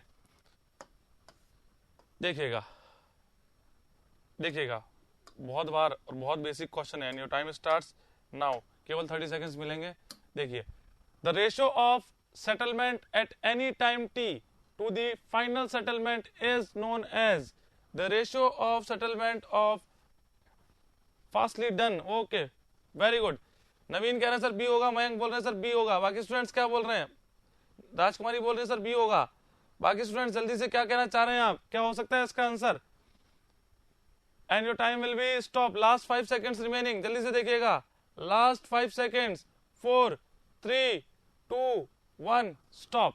देखिए, बता तो चुके हैं आपको कि डिग्री ऑफ सेटलमेंट का मतलब होता है किसी भी टी टाइम के ऊपर कितना सेटलमेंट हुआ with respect to total primary settlement, इसी को तो बोलते हैं डिग्री ऑफ सेटलमेंट। कहाँ लिखा है कहीं, ये रहा सर बी होगा आंसर। आप लोगों का आंसर क्या आ रहा था, बी आ रहा था ना, बिल्कुल सही है।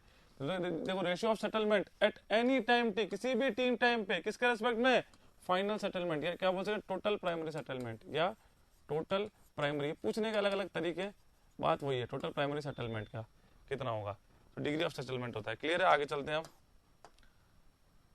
देखिए देखिए देखिए, बताना है इसके अंदर, and time starts now. Consider the following: initial consolidation, primary, secondary, and final consolidation.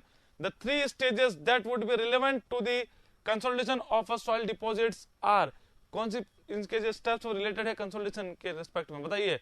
Answer आना स्टार्ट हो गया, धनंजय से स्टार्ट हुआ, धनंजय बोले सर आंसर होगा ए, आंसर होगा ए। बाकी इसका सभी का आंसर ये आ रहा है, तो बहुत ही बेसिक सी बात है यार, स्टॉप करिए इसको। देखिए क्या होता है कि कंसोलिडेशन जो प्रोसेस होता है आपको पूरा अच्छे से बता रखा है, इसलिए सिंपल सा लग रहा है, क्योंकि 3 स्टेज होती है, इनिशियल, फिर प्राइमरी और सेकेंडरी, तो ए बी सी होगी, फाइनल कुछ नहीं होता, ठीक है। तो 3 स्टेजेस कौन कौन सी होती है, A B C, initial, primary और सेकेंडरी। क्लियर हुआ, डन, चलते हैं आगे पे।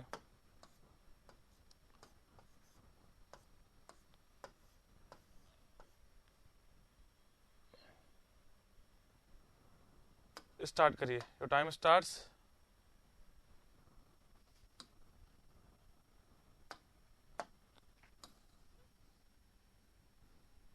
नाउ। बताइए, इन शेयर टेस्ट, फिर शेयर से आया क्वेश्चन, कोई बात नहीं, रैंडम क्वेश्चन आते रहते हैं, पढ़िए तो सही। In shear test on a cohesionless soil if the initial void ratio is less than the critical void ratio. भाई ये तो ग्राफ से समझ में आएगा। In a shear strength test, जल्दी से बताइए किसी को पता हो तो। In a shear strength test on cohesionless soil if the initial void ratio is less than the critical void ratio of the sample, तो वॉल्यूम पे क्या फर्क पड़ेगा ये पूछ रहा है। देन द वॉल्यूम पे 16 का आंसर किसका है, नवीन का है सर। 16 का होगा आपका डी। 16 बोल रहे हैं सर, नवीन बोल रहे हैं आंसर होगा डी। क्या डी होगा क्या?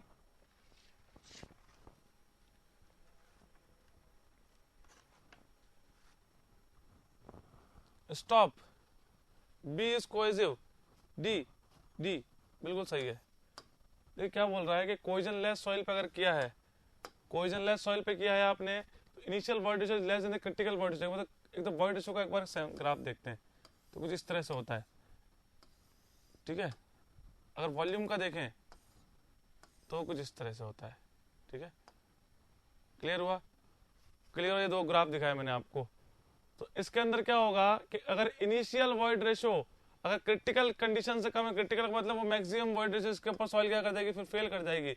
अगर उससे कम है तो initially decreases then increases, initially decreases then increase in volume. पहले डिक्रीज होगा और फिर इंक्रीज होगा। देखिए यहाँ पे डिक्रीज होगा फिर इंक्रीज होगा, तो वही कंसेप्ट है, initially decreases then increase in volume. देखिएगा ये वॉल्यूम का ग्राफ है, ये वॉइड रेशियो का ग्राफ है वर्सेस स्ट्रेन के अंदर। किसके अंदर? First decrease after increase due to sliding और स्लिपिंग। बिल्कुल सही है। ऐसा क्यों होता है? क्योंकि जैसे जैसे आपने शेयर टेस्ट लगाया, ये डिक्रीज होता है, पर एक पॉइंट पे क्या होगी, डेंस सॉइल नहीं है, ये लूज सॉइल है, नहीं डेंस सॉइल है, डेंस सॉइल है आपकी। और डेंस सॉइल में एकदम से क्या हो जाएगा आपका, थोड़ा सा लोड लगाने पे ही फिर क्या करेगी, वो स्लिप कर जाएगी। स्लिप कर जाएगी तो मॉलिक्यूल अगर स्लिप करके स्ट्रक्चर चेंज होगा तो वापस इंक्रीज हो जाएगा, ठीक है। इसी तरह से ये इंक्रीज हो जाएगा। ये क्ले का है, ठीक है। लूज सॉइल में लगाते जाएंगे तो वॉल्यूम क्रिटिकल वॉइड रेशियो कम होता चला जाएगा, ठीक है। क्लियर हुआ सभी को? क्लियर हुआ तो आंसर क्या होना चाहिए, डी होना चाहिए। चलते हैं नेक्स्ट क्वेश्चन की तरफ। देखिए क्वेश्चन नंबर 17, बताइएगा। तो time starts now, 30 seconds. Coefficient of consolidation for clay normally, coefficient of consolidation of clay normally क्या होगा, decrease with increase in liquid limit होगा। क्या होगा जल्दी से बताइए।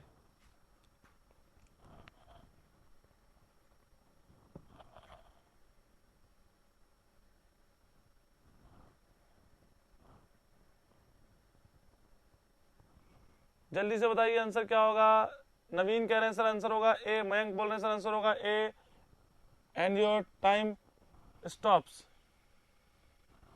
देखिए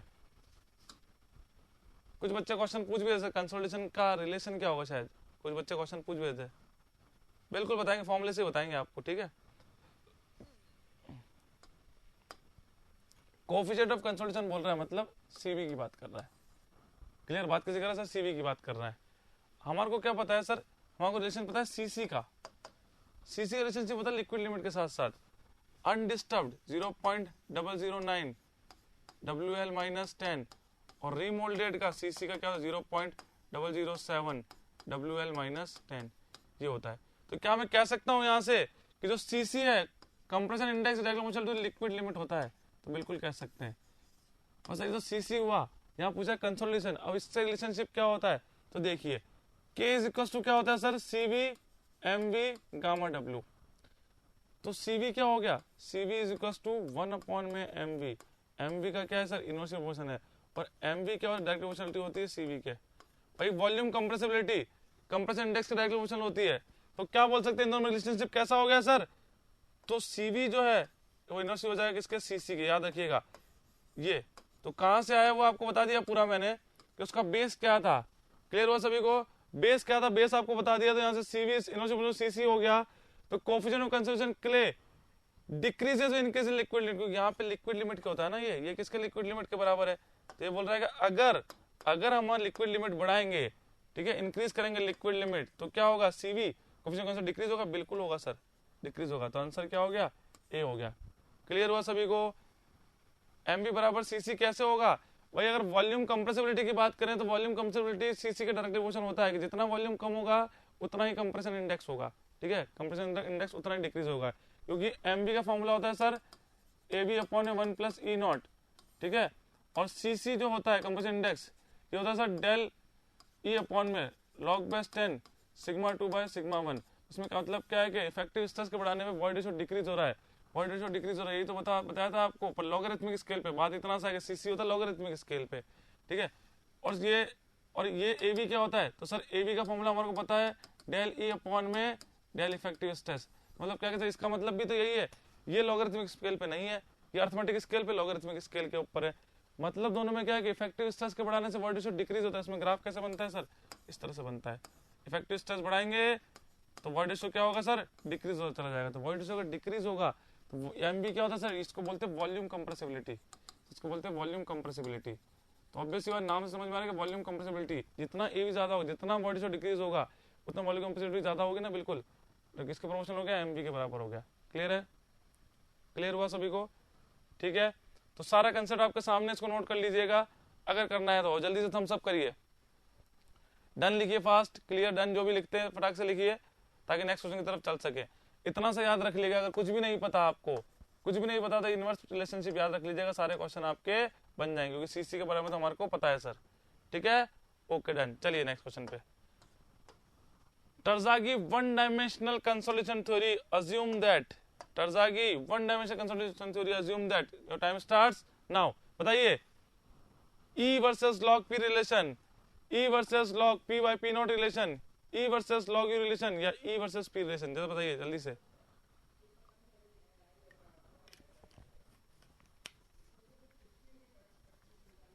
बताइए 18 का नवीन बोले सर डी होगा, देखते हैं बिल्कुल, बताइए जल्दी से। रमेश भी बोले सर डी होगा, ध्यान से सोचिएगा बेटा, ऐसा नहीं कि मैं उसने बोल दिया नवीन ने तो आंसर डी है तो नी ही होगा, ध्यान से सोचिएगा। लास्ट 10 सेकेंड्स जल्दी से। राजकुमारी बोले सर आंसर ये होगा, प्रद्युम्न बोल रहे आंसर ये होगा, बिल्कुल। स्टॉप, देखिए बताया तो था आपको यार, दो तरह के ग्राफ बनते हैं, एक एबी का बनता है और एक सीसी का बनता है ना, एबी का और एक सीसी का। क्या क्या पूछ रहा है, वन डायमेंशनल कंसोलिडेशन थ्योरी के अकॉर्डिंग। तो यार एबी का ग्राफ जो होता है वो कुछ इस तरह से बनता है, मतलब कॉनकेव होता है। कैसा शेप होता है सर, कॉनकेव शेप होता है। यहाँ पे क्या होता है, इफेक्टिव स्ट्रेस और वॉइड रेशियो होता है इन स्केल्स पे। एबी में क्या होता है कि ये किसके ऊपर होता है आपका, वॉइड रेशियो, और ये इफेक्टिव स्ट्रेस होता है। और ये इफेक्टिव स्ट्रेस किस पे होता है आपका, ऑन अरिथमेटिक स्केल पे, अरिथमेटिक स्केल पे, ठीक है। तो इसको बोलते हैं ई लॉग सिग्मा और ई लॉग, लॉग नहीं बोलेंगे, अरिथमेटिक स्केल पे है तो ई लॉग ई वर्सेस सिग्मा और ई वर्सेस पी कर्व बोलेंगे। क्या ये स्ट्रेट लाइन होता है, लीनियर कॉनकेव नेचर का होता है। और अगर सीसी की बात करूं मैं, लॉग सिग्मा होता है, ठीक है, और ये ई होता है यहाँ पे, और ये स्ट्रेट लाइन होता है। कैसा हो सर, लीनियर होता है, ये लीनियर होता है। इसी को बताया था कि क्वेश्चन पूछता है ई वर्सेस लॉग पी और ई वर्सेस इफेक्टिव स्ट्रेस, ये कैसा होता है सर, स्ट्रेट लाइन होता है। क्योंकि स्ट्रेट लाइन होता है क्योंकि ये किस पे होता है, on logarithmic scale, logarithmic scale पे होता है, वो अर्थमेटिक स्केल पे होता है। क्लियर हुआ सभी को, क्लियर हुआ। धनंजय, प्रद्युमन, ए राजकुमारी है तो नवीन, रमेश एंड मयंक, आपको क्लियर हुआ कि जो रिलेशनशिप लीनियर पूछ रहा है, अगर ई वर्सेस पी मैंने बोल दिया ठीक है, तो क्या रिलेशनशिप लीनियर होगा। अगर ये बोलते हैं यहाँ पे कॉनकेव तब अपन बोलते हैं, तो ये तो गलत हो गया। यहाँ पे यू तो कुछ होता ही नहीं है, चेंज इन वॉइड रेशियो, ये क्या कंसेप्ट है, ये तो चेंज इन वॉइड रेशियो थोड़ी होता है, इफेक्टिव स्ट्रेस होता है, ठीक है, पी बाई पी नॉट। तो ये हो गया ई लॉग पी कर बोलते हैं उसको, ठीक है। क्लियर होगा सभी का, जल्दी से फास्ट कमेंट करिए, जल्दी से समझ में आना चाहिए। लीनियर पोर्शन होता है, लॉगरिथमिक स्केल पे होता है, और किसका कर्व होता है, सीसी का कर्व होता है, जिसके अंदर ई वर्सेस लॉग पी या ई वर्सेस लॉग सिग्मा बोलते हैं। और कॉनकेव शेप होता है एबी का कर्व, जिसके अंदर ई वर्सेस पी या ई वर्सेस सिग्मा, तो उसमें लॉगरिथमिक नहीं होगा, लॉगरिथमिक नहीं है तो अर्थमेटिक स्केल है, मतलब कॉनकेव नेचर हुआ, ठीक है। चलते हैं नेक्स्ट क्वेश्चन के ऊपर, देखिएगा। द कोफिशिएंट, ध्यान से देखिएगा, द कोफिशिएंट स्टार्ट करते पहले टाइम आपका 30 सेकेंड्स का टाइम है आपके पास. Time starts now. The coefficient of consolidation is used for establishing the duration of primary consolidation, estimating the amount of settlement of a load increment, determining the depth to which the soil is stressed when load are applied on the surface of the soil deposit, determining the pre-consolidation pressure for soil deposits known to be over consolidated. बताइए coefficient of consolidation का क्या use होता है? CV का जल्दी से बताइए. नवीन बोल रहे सर A होगा. CV का क्या रिलेशनशिप है? जल्दी से बताइए फास्ट.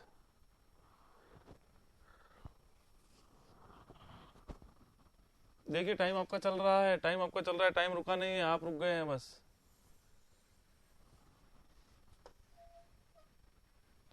जल्दी से बताइए. धनंजय ए होगा. स्टॉप, काफी टाइम हो चुका. कोफिशिएंट ऑफ कंसोलिडेशन का मतलब क्या होता है सर? होता है सीवी. सीवी होता है. इस सीवी का काम क्या होता है कि कितना कंसोलिडेशन हुआ. ठीक है, तो it is estimated duration of primary consolidation. Primary consolidation के ड्यूरेशन को फाइंड आउट करता है. क्योंकि क्या होता है? CV, MV, gamma W. और सीवी परमेबिलिटी का. तो अमाउंट ऑफ सेटलमेंट नहीं करता है. अमाउंट ऑफ सेटलमेंट नहीं करता है. और नहीं the depth to soil wise state applied, depth को भी नहीं करता है ये. ठीक है, determine the pre consolidation pressure, pressure को नहीं करता है. सर ये क्या करता है? ड्यूरेशन ऑफ प्राइमरी, कितना समय लगा है उसको डिटरमाइन करता है. उसको रिलेट करता है ना, डिटरमाइन करता है, उसको रिलेट करता है उसकी प्रॉपर्टी को. ठीक है, फ्रॉम टर्जागी. बिल्कुल टर्जागी. क्या बोल सकते हैं? देखिएगा, del U by del T equals to CV del two U by del Z square. ये फॉर्मूला यहीं से तो बनता है आपका. तो यहाँ पे देखिए क्या दिख रहा है कि क्या निकल रहा है? Pore pressure with respect to rate of change of pore pressure with respect to time, और rate of change of pore pressure with respect to depth. ठीक है, विद रिस्पेक्ट टू डेप्थ. तो क्या टाइम निकालता है ये सीवी? कि primary consolidation की टर्जागी थ्योरी किसके लिए होती है sir? It is for the primary consolidation. It is for the primary consolidation के लिए होती है. क्लियर हुआ?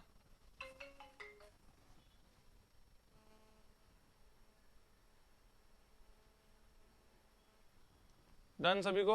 ओके, चलते हैं नेक्स्ट क्वेश्चन के ऊपर. देखिएगा, बहुत आसान सा क्वेश्चन है, केवल 10 सेकंड्स देंगे. बताइए, start. The unit of coefficient of compression और कोफिशिएंट ऑफ कंप्रेसिबिलिटी आर. बताइए क्या होगा answer? The time will be. Stop stop stop. अभी भी गलत क्यों आ रहा है आंसर? अभी भी गलत क्यों आ रहा है? नवीन बोल रहे हैं सर बी होगा. धनंजय बोल रहे हैं ए होगा. रमेश बोल रहे बी होगा. धनंजय बोल रहे बी होगा. प्रद्युम्न बोल रहे डी होगा. अरे भाई क्या हो गया? क्या हो गया? ए भी बोल दिया आपने, सी नहीं बोला. बाकी आपने क्या क्या बोल दिए? ए बोल दिया, बी और डी बोल दिया. अरे coefficient of compressibility, compressibility A B का फॉर्मूला क्या होता है sir? Metre square per kilo newton. यहाँ पे क्या दे रखा है सर हमारे को? Centimetre, centimetre square per newton हो जाएगा. तो क्या कर दीजिए? बी कर दीजिए. तो कोफिशिएंट ऑफ कंप्रेशन तो जिसकी पता है उसकी बता दीजिए. तो क्या होगा आंसर? सभी का बी हो गया ना. कोफिशिएंट ऑफ कंप्रेशन यूनिटलेस होता है, पर हाँ ठीक है, पर कंप्रेशन इंडेक्स बोलते हैं. कोफिशिएंट ऑफ कंप्रेशन और कंप्रेशन इंडेक्स यूनिटलेस होता है, बात सही. पर ये कंप्रेसिबिलिटी पूछा होगा, कहीं ना कहीं क्वेश्चन में थोड़ी दिक्कत होगी. कोफिशिएंट ऑफ कंप्रेसिबिलिटी अगर बात करें तो ए बी और ए बी की unit centimetre square per Newton, तो बी बोल सकते हैं. ठीक है, बी बोल सकते हैं. हाँ, सीसी यूनिटलेस. सीसी क्या होता है सर? डेल ई अपॉन में लॉग बेस 10 सिग्मा 2 बार सिग्मा 1. ये तो यूनिटलेस होता ही है. बस इफेक्टिव स्ट्रेस स्ट्रेस कट दिया तो भी यूनिटलेस हो गया, 1 हो गया. तो क्या होगा? सीसी क्या होगा? इंडेक्स बोल दिया तो यूनिटलेस होना ही था. ठीक है, चलिए क्लियर हुआ सभी को? चलते हैं आगे नेक्स्ट क्वेश्चन के ऊपर. क्वेश्चन नंबर 21 पे चलेंगे. देखिएगा, इसको चैप्टर को खत्म करना ही करना है आज, कुछ भी हो जाए. अभी बहुत टाइम बचा है अपने पास, थोड़ा सा जल्दी से करिएगा. आप 20 सेकंड्स देंगे, केवल फॉर्मूला है, बताइएगा. स्टार्ट करिए. The settlement of a clay layer of thickness H0 is related with the increase stress as. बताइए डेल एच का फॉर्मूला. 3 फॉर्मूला बताए थे आपको. धनंजय, नवीन, मयंक. आंसर आ चुका है, बिल्कुल सही है. लास्ट 5 सेकंड जल्दी से करिए. 20 सेकंड्स आपके ओवर होने वाले हैं. रमेश, राजकुमारी, very good. Time will be stop. देखिएगा यार, 3-4 फॉर्मूले बताए थे आपको. कौन कौन से रिकॉल करते हैं फटाक से? सबसे पहले वोल्टेज के रिस्पेक्ट में del H equals to H del E upon में 1 प्लस ई नॉट. इस पर अपन ने क्वेश्चन भी किया था. First formula in terms of voltage in terms of volume compressibility del H is equals to H M B change in effective stress. Clear हुआ। Second जो formula पूछा है देखिए एम वी एच और change in effective stress, P लिख दिया उसमें कोई दिक्कत नहीं है। थर्ड हो गया del H equal to H upon में 1 प्लस सी सी, क्या होता है एच अपॉन में 1 अपॉन में सी सी और log base 10 sigma 2 bar by sigma 1, यही होता है। ठीक है, देखिएगा इसके अंदर फॉर्मूला थोड़ा देखिएगा, शायद कहीं थोड़ा हो सकती है गलती। देखिए अच्छा उल्टा कर दिया, अच्छा सी सी अपन 1 प्लस एच नॉट, हाँ सी सी 1 प्लस एच नॉट, ये होगा क्या?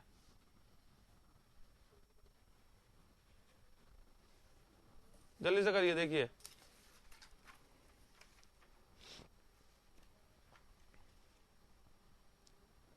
क्या है फॉर्मूला आपका? सी सी अपन 1 plus E not, H not नहीं ई नॉट, हाँ सी सी 1 plus E not H log base 10 sigma 2 by sigma 1, बिल्कुल सही है। ठीक है चलते हैं, तो ये फॉर्मूला हो गया अपना ए, ओके। अब आते हैं नेक्स्ट क्वेश्चन के ऊपर। In consolidation test curve fitting method, बताइए कंसोलिडेशन टेस्ट के अंदर कर्व फिटिंग मेथड, दो तरह के मेथड होते हैं, लॉगरिथमिक कर्व फिटिंग मेथड और एक होता है आपका स्क्वायर कर्व फिटिंग मेथड। जल्दी से बताइए लॉगरिथमिक और square curve fitting method. Consolidation test curve fitting method determine, क्या डिटरमाइन करता है? जल्दी से बताइए कमेंट बॉक्स में कमेंट करके फास्ट। कर्व फिटिंग मेथड का डिटरमाइन करता है स्क्वायर रूट और लॉगरिथमिक। सी बोल रहे हैं आंसर, बिल्कुल सही। कोफिशिएंट ऑफ स्टॉप 20 सेकंड हो चुके हैं आपका, कोफिशिएंट ऑफ कंसोलिडेशन को करता है, सी को करता है। ठीक है कर्व फिटिंग मेथड, एक तो होता है सर हमारा सीबी कंसोलिडेशन, सीबी को करता है। ठीक है, एक होता है आपका square root, square root curve fitting method, और एक कौन सा होता है सर, याद रखिएगा दोनों, यहाँ पे रिकॉल हो रहा है आपका, एक लोगारिथमिक होता है। लोगारिथमिक बताइए फॉर्मूला बताइए लोगारिथमिक और स्क्वायर रूट का कर्व फिटिंग मेथड क्या होता है? टीवी का फॉर्मूला है TV is equal to CV T upon में डी स्क्वायर। तो क्या फाइंड आउट करता है सीवी को, तो सीवी यहाँ से क्या हो जाएगा TV D square bye T, TV D square bye T. ठीक है बिल्कुल, ये पहला और दूसरा तरीका है। जल्दी से बताइए फॉर्मूला क्या होगा, तो यही होगा बिल्कुल 90, 90 किस में होगा सर? स्क्वायर रूट में होगा। स्क्वायर रूट में कितना हो जाएगा सर? 90 हो जाएगा, और इसमें कितना हो जाएगा 50, लोगरिथमिक में होगा 50। ठीक है, और इसमें कितना होगा? स्क्वायर रूट में 90 हो जाएगा, इसमें 50 हो जाएगा, याद रखिएगा। क्लियर हुआ? जल्दी से बताइए। ठीक है 90 और बिल्कुल बिल्कुल बिल्कुल, तो TV is equal to TV is equal to CV is equal to TV into D square by TV. ठीक है, तो टी हो गया, तो ये कितना है 50 50 और वहां 90 90 हो जाएगा। डन, चलते हैं। Which of the following is the appropriate triaxial test to determine the immediate stability? जल्दी से बताइए, बहुत ही आसान सा क्वेश्चन है और time starts now and only 20 seconds. देखिए which one of the following is the appropriate, which one of the following is the appropriate test, triaxial test to assess the immediate stability of unloading problem, immediate stability of unloading problem. जल्दी से बताइए क्या होगा answer? Answer आना है sir, नवीन का आ रहा है सर, सी आ रहा है। कैसे होगा सी यार? Immediate stability of unloading problem, सबसे पहला UU CU and CD. Stop करिए, कल बताया था आपको यूयू सीयू और सीडी ये क्ले के लिए, सैचुरेटेड क्ले के लिए होता है, बिल्डिंग कंस्ट्रक्शन में सैचुरेटेड क्ले के लिए होता है। ठीक है, सीयू कोफिशिएंट सीयू किसके लिए होता है सर? जल्दी बताइए।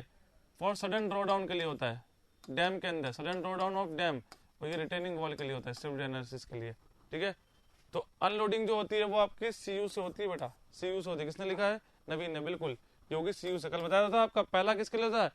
स्टेबिलिटी एनालिसिस किसके लिए होता है? अगर आपका building constructed on the clay, ठीक है, उसके लिए होगा। सीयू किसके लिए होता है? आपका स्टेबिलिटी ऑफ द डैम, ठीक है, और इसके लिए होगा रिटेनिंग वॉल के लिए। तो अनलोडिंग प्रॉब्लम के लिए सीयू होता है, क्योंकि उसमें क्या होता है, वाटर आ रहा है, फिर लोडिंग अनलोडिंग प्रॉब्लम चलती जा रही है, क्योंकि बिल्डिंग अगर बना दी तो रुक गई। समझ पा रहे हो? बिल्डिंग एक बार अगर आपने बना दी तो रुक गई, किसी भी क्ले के ऊपर बिल्डिंग बना दी तो स्टैटिक लोड रुक गया। सेकंड अगर बात करें सर, आपने डैम बताया, डैम के अंदर क्या होता है सर? वाटर आ रहा है, वाटर आ रहा है और वाटर जा रहा है, कभी वाटर फ्लक्चुएट कर रहा है, तो क्या कर रहा है? लोडिंग अनलोडिंग प्रॉब्लम हो रही है। रिटेनिंग वॉल में क्या, वॉल बना दी, जितना अर्थ का रिटेन करना था उतना रिटेन कर दिया, उसका फिक्स लोड उसके ऊपर हमेशा आता रहता है। ठीक है, तो अनलोडिंग प्रॉब्लम के लिए कौन सा होगा सर? सी होगा। क्लियर सभी को? क्लियर? जल्दी से फास्ट कमेंट बॉक्स में कमेंट करिए सभी स्टूडेंट्स। डन। इमीडिएट रिजल्ट के लिए तो ये बात सही कह रहे हैं, इमीडिएट रिजल्ट के लिए, पर इमीडिएट स्टेबिलिटी बोल रहा है अनलोडिंग प्रॉब्लम के लिए, ठीक है, अनलोडिंग लिख दिया इसलिए। What does the confining pressure used in triaxial test, shear strength से क्वेश्चन बहुत सारे आ रहे हैं, देखिएगा time starts now 20 seconds। What does the confining pressure used in triaxial compression test on an undisturbed soil sample represent the, क्या वो represent करता है, बताइए जल्दी से बताइए, अभी पढ़ चुके ना ट्रायक्सियल टेस्ट, कन्फाइनिंग प्रेशर क्या रिप्रेजेंट करता है, जल्दी से बताइए। डी आंसर आना स्टार्ट हो गया है, नवीन का बोला सर डी होगा, बाकी स्टूडेंट्स प्रद्युमन बोल रहे सर डी होगा। लास्ट 5 seconds, बिल्कुल स्टॉप।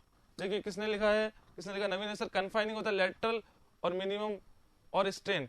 यार सीधी सी बात है, सीधी सी बात है कि ये पहला था कन्फाइनिंग प्रेशर स्टेज, जिसको बोलते हैं cell pressure, cell pressure stage, और कन्फाइनिंग प्रेशर स्टेज भी कहते हैं।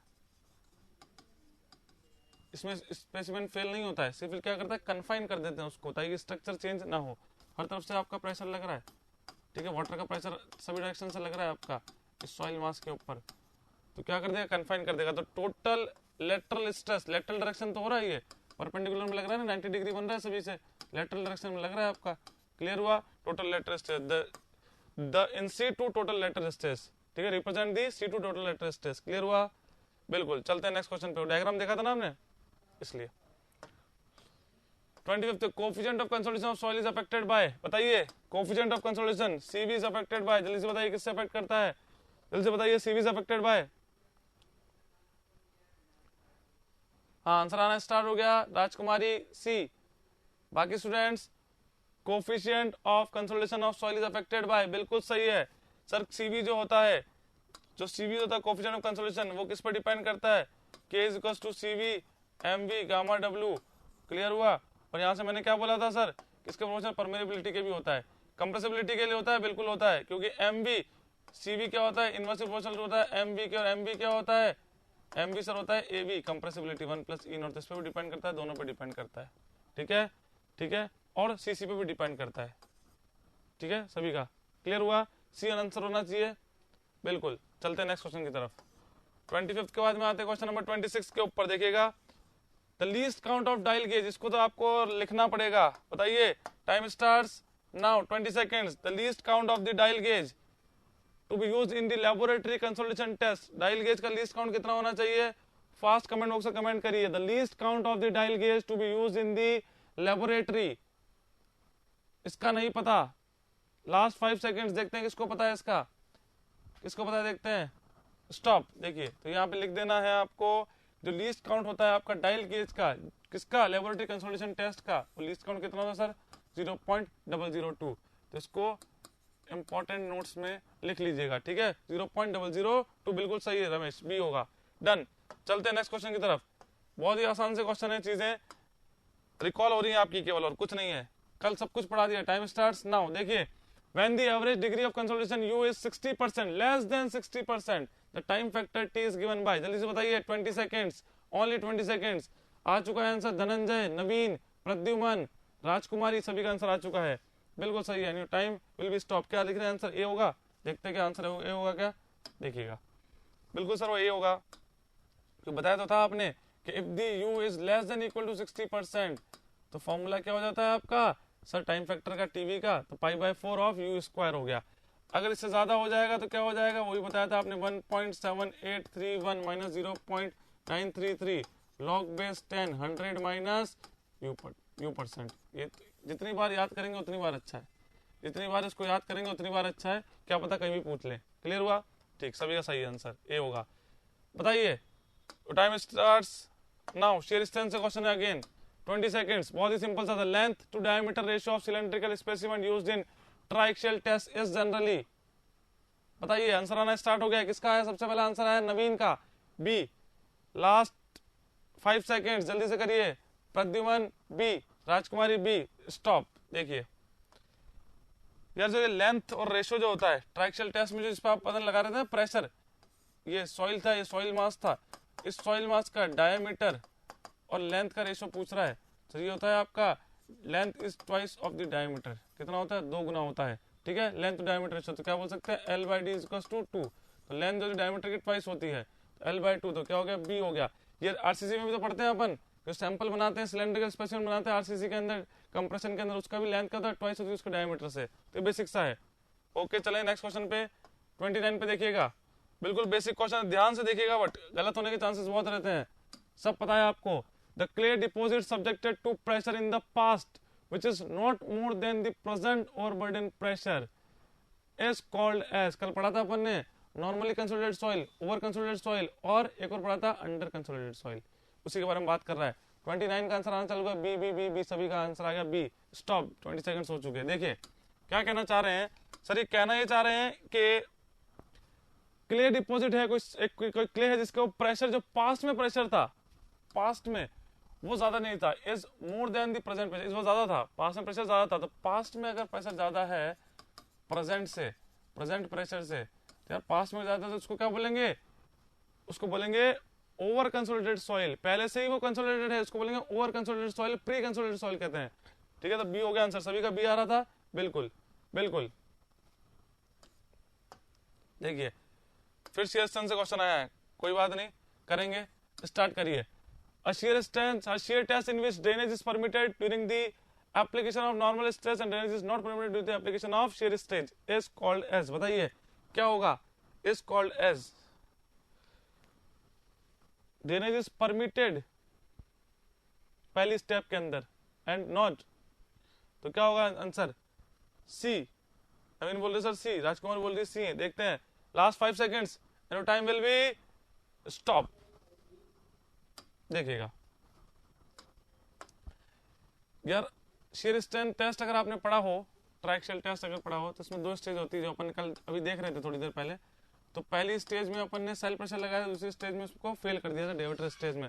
तो first is known as cell pressure stage, इसको भी बोलते हैं सेल प्रेशर स्टेज, और इसमें इसको सेल प्रेशर स्टेज बोलते हैं, इसको कन्फाइनिंग स्टेज भी बोलते हैं, कन्फाइनिंग स्टेज भी कहते हैं। ठीक है, सेकंड स्टेज को बोलते हैं डेविएटर स्टेज, डेविएटर स्ट्रेस लगा से डेविएटर स्टेज कहते हैं, और शियर के अंदर फिर स्टेज को बोलते हैं शियर स्टेज। क्लियर होगा, एक तो इसका काम और इसका दूसरा इसका नेचर। पहला बोला कि सेल प्रेशर लगा, इसको सेल प्रेशर बोल दिया, और वो क्या करा, सेल प्रेशर कन्फाइन का, इसको कन्फाइनिंग में बोल दिया। सेकंड में कि डेविएटर स्ट्रेस लगा, सिग्मा डी लग रहा है, इसमें सिग्मा डी नहीं लगा, सिग्मा डी लगा सेकंड स्टेज के अंदर, डेविएटर लग रहा था और उसका शियर में फेल हो जाता है, तो शियर स्टेज बोल देंगे। एक तो जो चीज लग रही है, दूसरा वो क्या प्रॉपर्टी शो कर रहा है, दोनों को अपन ने बता दिया। तो देखिए अब पूछ रहा है shear test in which drainage is permitted during the application of normal stress.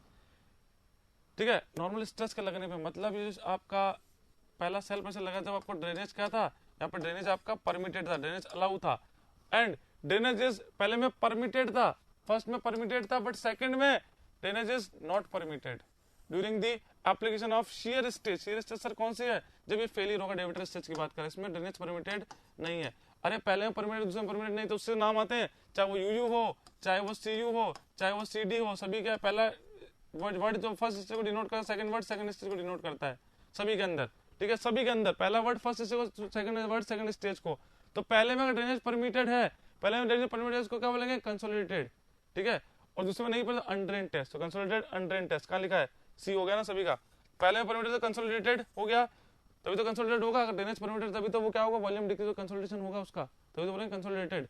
अगर नहीं होता तो अनकंसोलिडेटेड कहते हैं, परमिटेड है इसलिए कंसोलिडेटेड बोल दिया, पर दूसरे में नहीं है कंसोलिडेटेड अनड्रेन, तो ड्रेनेज नहीं था अनड्रेन लिख दिया, क्या लिख दिया उसको, अनड्रेन। तो पहले में था दूसरे में नहीं था, अगर पहले में था मतलब वॉल्यूम वाटर निकला, वॉल्यूम रिड्यूस हुआ, मतलब कंसोलिडेशन हुआ, बिल्कुल सही हुआ, मतलब ड्रेनेज परमिटेड था, दूसरे में अनड्रेन था, मतलब पानी निकल नहीं सकता, अगर पानी निकल नहीं सकता तो ड्रेनेज अलाउ नहीं है, तो इसको क्या बोल दिया, अनड्रेन बोल दिया, तो ड्रेनेज क्योंकि अलाउ नहीं है, तो क्या हो गया, सी हो गया। सभी का आंसर सही है। यार कमेंट करिए फास्ट, जल्दी से बेटा कमेंट करिए, बहुत जरूरी है इसको समझना, अगर ये समझ लिया तो कोई दिक्कत नहीं होगी कभी भी।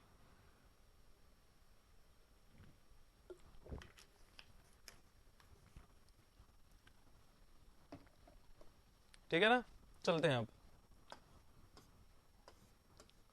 देखिए बोला था डेविएटर स्टेज पे क्वेश्चन पूछता है, और टाइम स्टार्ट्स नाउ, केवल 20 सेकंड्स का टाइम देंगे आपको, जल्दी से करिए। डेविएटर स्ट्रेस इज बताइए, नवीन बोल रहे सर बी, धनंजय बोल रहे बी, लास्ट 10 सेकंड, जल्दी से फास्टली कमेंट करिए, बहुत ही आसान सा क्वेश्चन है। प्रद्युमन, रमेश, मयंक, जितेंद्र, सभी का आंसर आ चुका है, लास्ट स्टॉप, क्लियर। देखिए सर डेविड टेस्ट की बात करेंगे तो ट्राइक्सियल टेस्ट की बात बोल रहा है, बिल्कुल। और इसके अंदर क्या होता है सर, ये जो सिग्मा 3 पहले से लग रहा था, जो सिग्मा 3 पहले से लगा इसको बोलते हैं सेल प्रेशर, बिल्कुल ये लग रहा था, बिल्कुल ये लग रहा था। इसके साथ साथ में हमने क्या किया था, एडिशनल स्ट्रेस लगा दिया था। एडिशनल स्ट्रेस मैंने क्या किया सर, अप्लाई किया, तो एडिशनल को डेविड स्ट्रेस कहते हैं। इन दोनों को मिला के क्या बोला था, ये होता है मेजर प्रिंसिपल स्ट्रेस सिग्मा 1।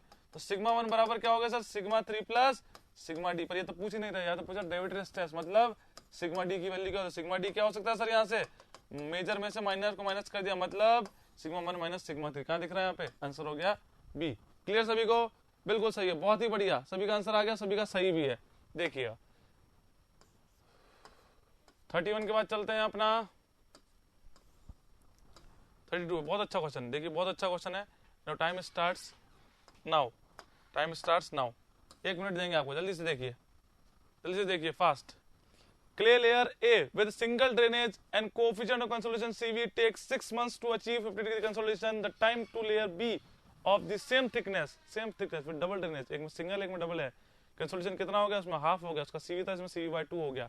तो बताइए सेम डिग्री ऑफ कंसोलिडेशन के लिए कितना टाइम लगेगा, टाइम बताइए जल्दी से। ठीक है, उसमें 6 मंथ लगा, इसमें कितना मंथ लगेगा, 3 लगेगा, 6 लगेगा, 12 लगेगा या 24 लगेगा, जल्दी से बताइए, जल्दी से बताइए।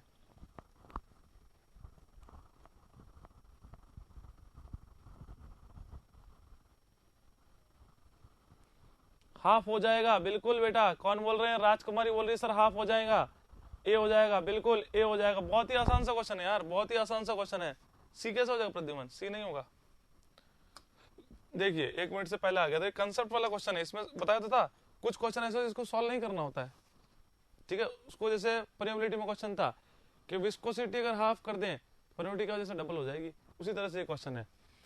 एक तो ऐसा सिंगल ड्रेनेज सिस्टम और एक ऐसा डबल ड्रेनेज सिस्टम के अंदर, इसमें बोल रहे हैं कि टीवी सेम है, आपका टाइम फैक्टर सेम है, TV1 बराबर TV2। इसका प्रूफ बताते हैं आपको कैसे हो जाएगा हाफ। बोल रहे हैं हाफ होगा, बिल्कुल हाफ होता है। सिंगल ड्रेनेज सिस्टम के रेस्पेक्ट में क्या हो जाएगा, डबल ड्रेनेज सिस्टम के रेस्पेक्ट में हाफ हो जाता है।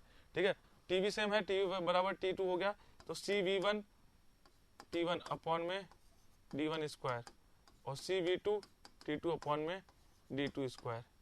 ठीक है, अब करना क्या है सर, करना ये है हमारे को कि CV1 जो है वो CV1 ही रहेगा, पर coefficient of consolidation double drainage system है वो कितना होगा, CV1/2। तो मैं क्या लिख सकता हूँ, CV1/2 क्या हो गया सर, CV2 हो गया। यही तो लिख रखा है CV2, किसमें sir, coefficient of consolidation double drainage system की बात कर रहा हूँ मैं। ठीक है, तो लिख सकते हैं। और CV1 तो सर क्या रह गया सर, CV1 ही रह गया। ठीक है, या CV लिख दे सकते हैं। ठीक है, इसको मैंने CV लिख देता हूँ, आपका जो लिख रखा है नोटेशन वही ले लेते हैं, नहीं तो कंफ्यूज हो जाओगे। CV/2 ये क्या हो गया सर, ये CV हो गया। क्लियर, देखिएगा ये दोनों की वैल्यू अपन के पास आ चुकी। T1 हमारे पास है सर 6 मंथ है, यहाँ देख रखा है, देखिए T1 जो है सिंगल ड्रेनेज में, ये T1 के लिए 6 मंथ है। मुझे सर कैलकुलेट करना है सर T2 कितना मंथ्स होगा, हाउ मेनी मंथ्स। ठीक है, ये न्यूमेरिकली सॉल्व कर रहे हैं, बाकी याद रखिएगा हाफ हो जाता है बस। हाँ, अब क्या कहना चाह रहे हैं कि जो ड्रेनेज पाथ है सर, सिंगल ड्रेनेज सिस्टम में क्या होता है, ड्रेनेज पाथ होता है आपका D, और डबल ड्रेनेज में सिस्टम में ड्रेनेज पाथ क्या होता है सर, D/2 होता है। ठीक है, तो D1 बराबर D हो गया और D2 बराबर क्या होगा, D/2 हो गया। तो 2 कंडीशन और आ गई यार, सारी कंडीशन हमारे पास है। तो करना क्या है सर, सॉल्व तो करना है, वैल्यू तो पुट करनी है, तो कर दीजिए जल्दी से। CV1 को क्या लिख दूं, CV लिख दिया।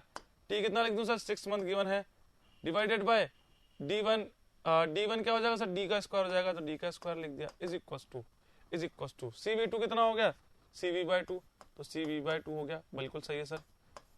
T2 कितना होगा सर, T2 तो कैलकुलेट ही तो करना है, कितना मंथ है कैलकुलेट करना है हमारे को, बिल्कुल। तो T2 तो कैलकुलेट करना है, divided by drainage, sir drainage तो हाफ हो जाएगा, D/2 हो जाएगा, लिख तो रखा है, D/2 हो जाएगा, D/2 का स्क्वायर हो जाएगा, तो सर 4 लिख दूं सीधे, लिख सकता हूँ ना सर, D/2 का स्क्वायर है ना, तो D/2 का स्क्वायर का तो D²/4 लिख दिया सीधे। अब यहाँ से देखिए, तो यहाँ से क्या दिख रहा है सर, ये हटा दीजिए, ये कॉमन टर्म है, तो क्या लिख सकते हैं, 6 इज इक्वल टू T2 और ये 4/2। अरे यार ये 2 तो हो गया, तो T2 क्या हो जाएगा, 6/2 हो जाएगा, तो मतलब क्या हो गया सर, 3 मंथ्स हो गया। कितना हो गया सर, 3 मंथ्स। जैसे करना है वैसे आप कर सकते हैं, जैसे करना है वो कर सकते हैं। क्या बोल रहे हैं सर, धनंजय CV पूछा होता तो डबल, हाँ अगर CV पूछा होता तो डबल ड्रेनेज सिस्टम में CV तो हाफ हो जाता ना बेटा, डबल ड्रेनेज सिस्टम में CV हाफ हो जाता। टाइम वाइम सब अलग कहानी है, वो आगे देखेंगे। इस क्वेश्चन के अकॉर्डिंग ये देखिए आप, तो आपने जो बोला वो बिल्कुल सही था, ये प्रूव करके मैंने बता दिया, इसको नोट करिए, थम्स अप करिए। ऑब्वियस सी बात है यार, एक जो है एक पाइप है, ठीक है, एक बॉक्स है, सीधी सिंपल बात समझिए, ये नोट हो गया सभी का, डन आ गया सभी का, ठीक है। एक बात सिंपल सी बात समझ लीजिए, फिर आज शायद दिक्कत नहीं होगी। एक बॉक्स है जिसमें से एक पाइप लगा हुआ है और दो एंड से ड्रेनेज दे रखा है, और एक बॉक्स है जिसमें एक पाइप लगा है, इसमें एक एंड से ड्रेनेज दे रखा है। तो क्या बोलेंगे यार, फास्ट पानी सर किसमें रिलीज होगा, इसमें रिलीज होगा, इसमें क्या हो जाएगा, फास्ट नहीं रिलीज होगा, क्योंकि पाथ जो है वो एक ही है। अगर दो तरह से करेंगे तो अब ऑब्वियस बात है, जिसमें टाइम लग रहा है 10 घंटे, और तो इसमें टाइम कितना लगेगा सर, 5 घंटे लगेगा, क्योंकि दो पाइप दे दिए, पाइप नंबर 1, पाइप नंबर 2, इसमें क्या एक ही पाइप दिया था। क्लियर हो गया सभी को, इसलिए बोलते हैं। चलिए आगे जाए 33 के ऊपर। Compression index of soil is used to determine which of the following property, and your time starts now. 20 seconds, fast.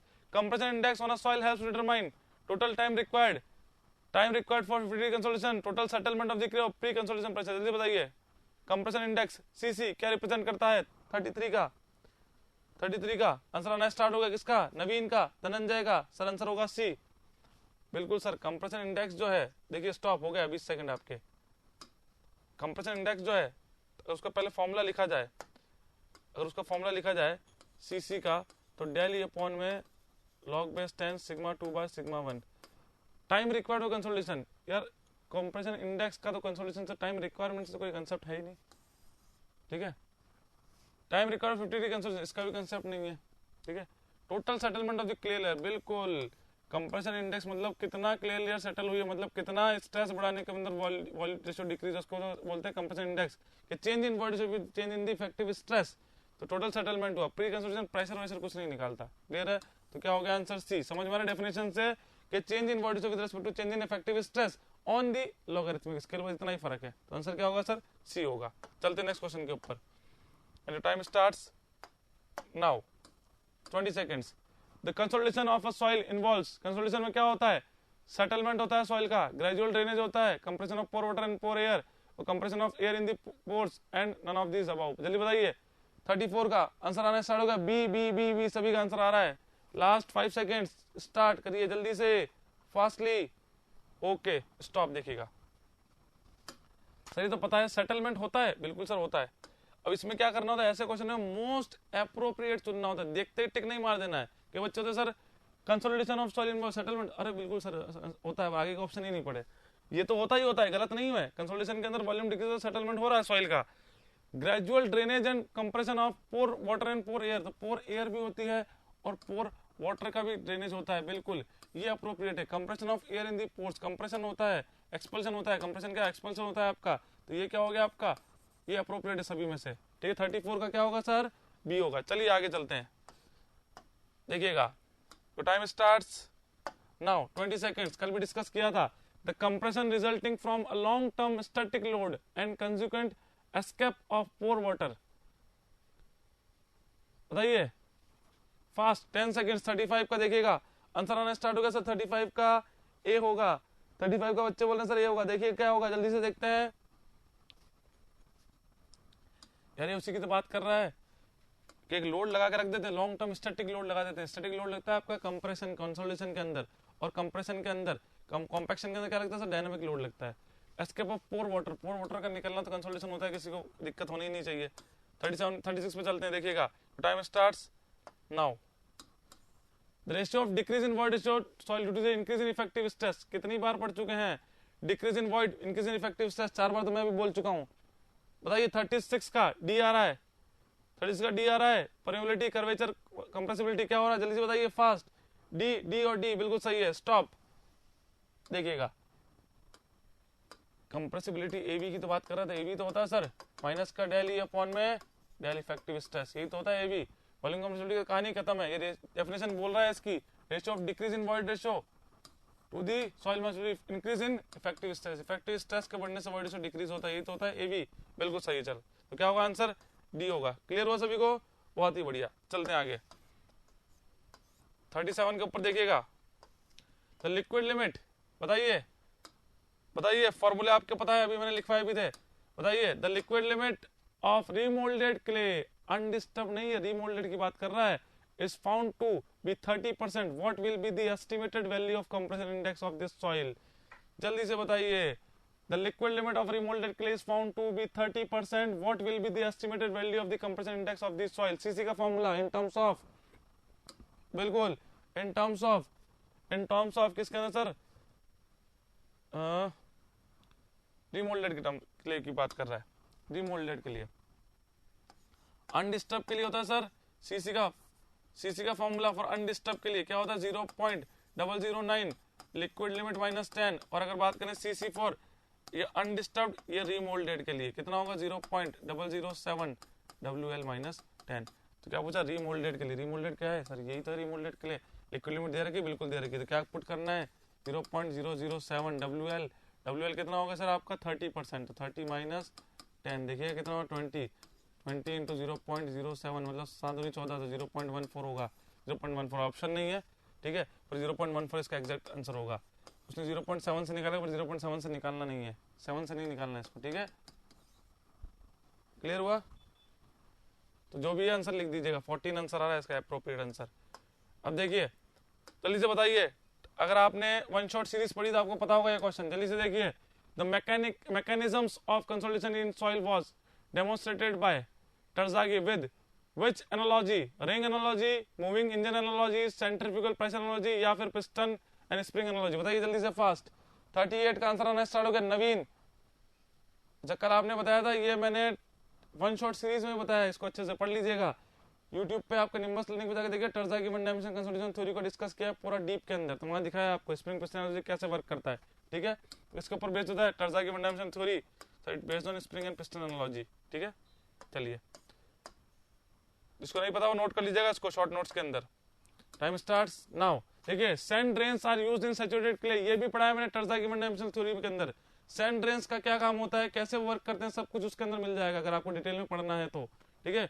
देखिएगा यूट्यूब के ऊपर जाएगा वन शॉट सीरीज, उसमें देखिएगा आपको टर्जागी थ्योरी, उसके अंदर देख लीजिएगा। Sand drains are used in saturated clay soil to reduce settlement, acidic settlement, consolidation, increase the permeability, increase the pore pressure. Stop.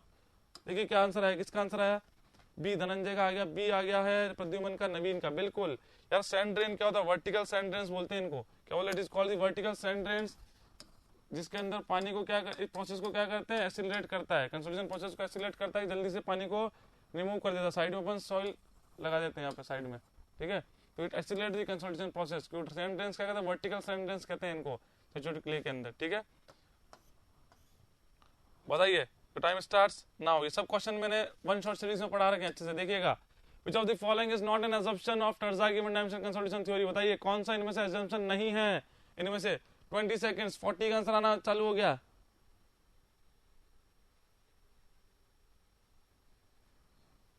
बताइए, 40 आंसर आना हो गया, स्टार्ट, डी हो गया, स्टॉप करिए। देखिए, देखते हैं क्या है। Not an assumption of one dimensional consolidation theory, Darcy law applicable होती है सर। लेटरली कन्फाइंड बिल्कुल होती है। सॉइल इज फुली सैचुरेटेड होती है। सॉइल इज हेटेरोजेनस नहीं सर। सॉइल क्या होती है सर? होमोजीनियस होती है। Homogeneous, isotropic and semi infinite क्या होती है सर? होमोजीनियस होती है। तो ये नहीं होगा, तो आंसर भी क्या हो जाएगा हमारा? डी होगा। नॉट पूछा तो डी होगा आंसर। क्लियर हुआ? ठीक है, क्लियर हुआ। 39 का आप पूछ रहे हैं, क्या बोल रहे हैं? रुकिए एक बार। सैंड ड्रेन्स से परमिटिविटी इंक्रीज होगी, बिल्कुल, पर उसका फंक्शन क्या पूछ रहा है? फंक्शन होता है सैंड ड्रेन्स आर यूज्ड, मतलब फंक्शन पूछ रहा है कि सैंड ड्रेन्स का यूज क्या होता है, क्या फंक्शन, क्यों उसको प्रोवाइड करते हैं? परमिटिविटी तो आप इंक्रीज होगी ऑब्वियसली, लोड लगा परमिटिविटी तो होगी, इंक्रीज होगी, पर फंक्शन होता है सैंड ड्रेन्स का, उस क्यों लगाते हैं उसको, यूज करते हैं एसिलरेट द कंसोलिडेशन प्रोसेस को, एसिलरेट करने के लिए, फास्ट करने के लिए। क्लियर हुआ नवीन? कमेंट करिएगा एक बार। तो फंक्शन पूछ रहा है, न कि उसके क्या रिजल्ट आने वाला वो नहीं पूछ रहा, ठीक है। तो फंक्शन पूछा, सैंड ड्रेन्स का फंक्शन क्या होता है। देखिए, तो टाइम स्टार्ट्स नाउ। बताइए, degree of consolidation is directly proportional to, degree of consolidation पता है सर, यू होता है डिग्री ऑफ कंसोलिडेशन, किसका प्रोपोर्शनल होता है? जल्दी से बताइए फास्ट।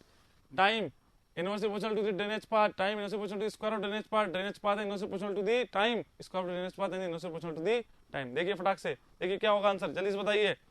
आंसर आ रहा है सर बी। सबसे पहले राजकुमारी का आंसर आया, राजकुमार बोले सर आंसर होना चाहिए बी आपके अकॉर्डिंग, ठीक है। स्टॉप, 5 सेकंड्स और ले लेते हैं जल्दी से ताकि आंसर आ जाए सभी का। नवीन, प्रद्युमन डी। देखिए यार, गलत मत करिए, गलत मत करिए, यही तो बात है। बच्चा बोल रहे हैं सर डी होगा, बाकी स्टूडेंट बोल रहे बी होगा। डिग्री ऑफ कंसोलिडेशन होता है सर यू, क्लियर हुआ। रिलेशनशिप में क्वेश्चन पूछा तो टाइम लिख रखा है इसने, और एक लिखा ड्रेनेज पाथ। तो टीवी क्या होता है सर, टीवी का सीवी टी अपॉन में डी स्क्वायर, और टीवी क्या होता है, TV is equal to pi by 4 of U by 100 का होल स्क्वायर। तो यहां से क्या लिख सकते हैं सर, यहां से क्या लिख सकते हैं, जब यू इसके प्रोपोर्शनल है टीवी के, ठीक है, यू किसके प्रोपोर्शनल टीवी के, तो यहाँ इसको क्या लिख सकते हैं, यू लिख सकते हैं, प्रोपोर्शनलिटी का साइन लगा के यू लिख सकते हैं। तो यहाँ देखिए degree of consolidation directly proportional to time है, डायरेक्टली प्रोपोर्शनल टू टाइम, बिल्कुल ये भी सही है, तो टाइम ये भी सही है। And inversely proportional to square of drainage path, देखिए square of the drainage path, ये ड्रेनेज पाथ ही तो है, ये क्या है सर, ड्रेनेज पाथ बताया भी था आपको, ड्रेनेज पाथ के स्क्वायर क्या होगा, स्क्वायर क्या होगा, तो यहाँ पर ड्रेनेज पाथ के नहीं होगा, ये गलत है, ड्रेनेज पाथ के नहीं, ड्रेनेज पाथ के स्क्वायर क्या होगा, ये परफेक्ट है।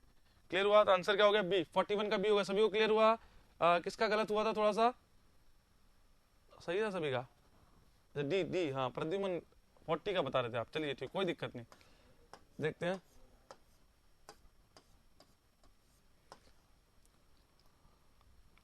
Your time starts now. बताइए, when consolidation of a saturated soil sample occurs, degree of saturation बताइए, कंसोलिडेशन वाला saturated soil sample degree of consolidation में इंक्रीज और डिक्रीज क्या करेगी, बताइए फास्ट फास्ट, बताइए क्या आ रहा है आंसर। नवीन बोल रहे हैं सर सी होगा, बाकी स्टूडेंट्स क्या बोल रहे हैं,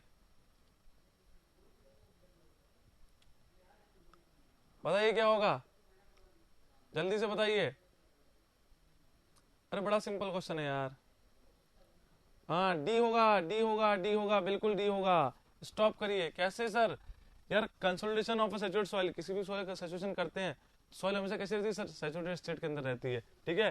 तो डिग्री ऑफ सैचुरेशन क्या होगा सर, हमेशा 1 रहता है, किसी भी स्टेज पे देखेंगे, किसी भी टी टाइम पे देखेंगे तो एस की वैल्यू क्या रहेगी, हमेशा 1 रहेगी, ठीक है। तो रिमेन्स कांस्टेंट रहेगा, क्या लिखेंगे, the value is remains constant. Naveen clear हुआ, डी होगा, डी होगा, ठीक है।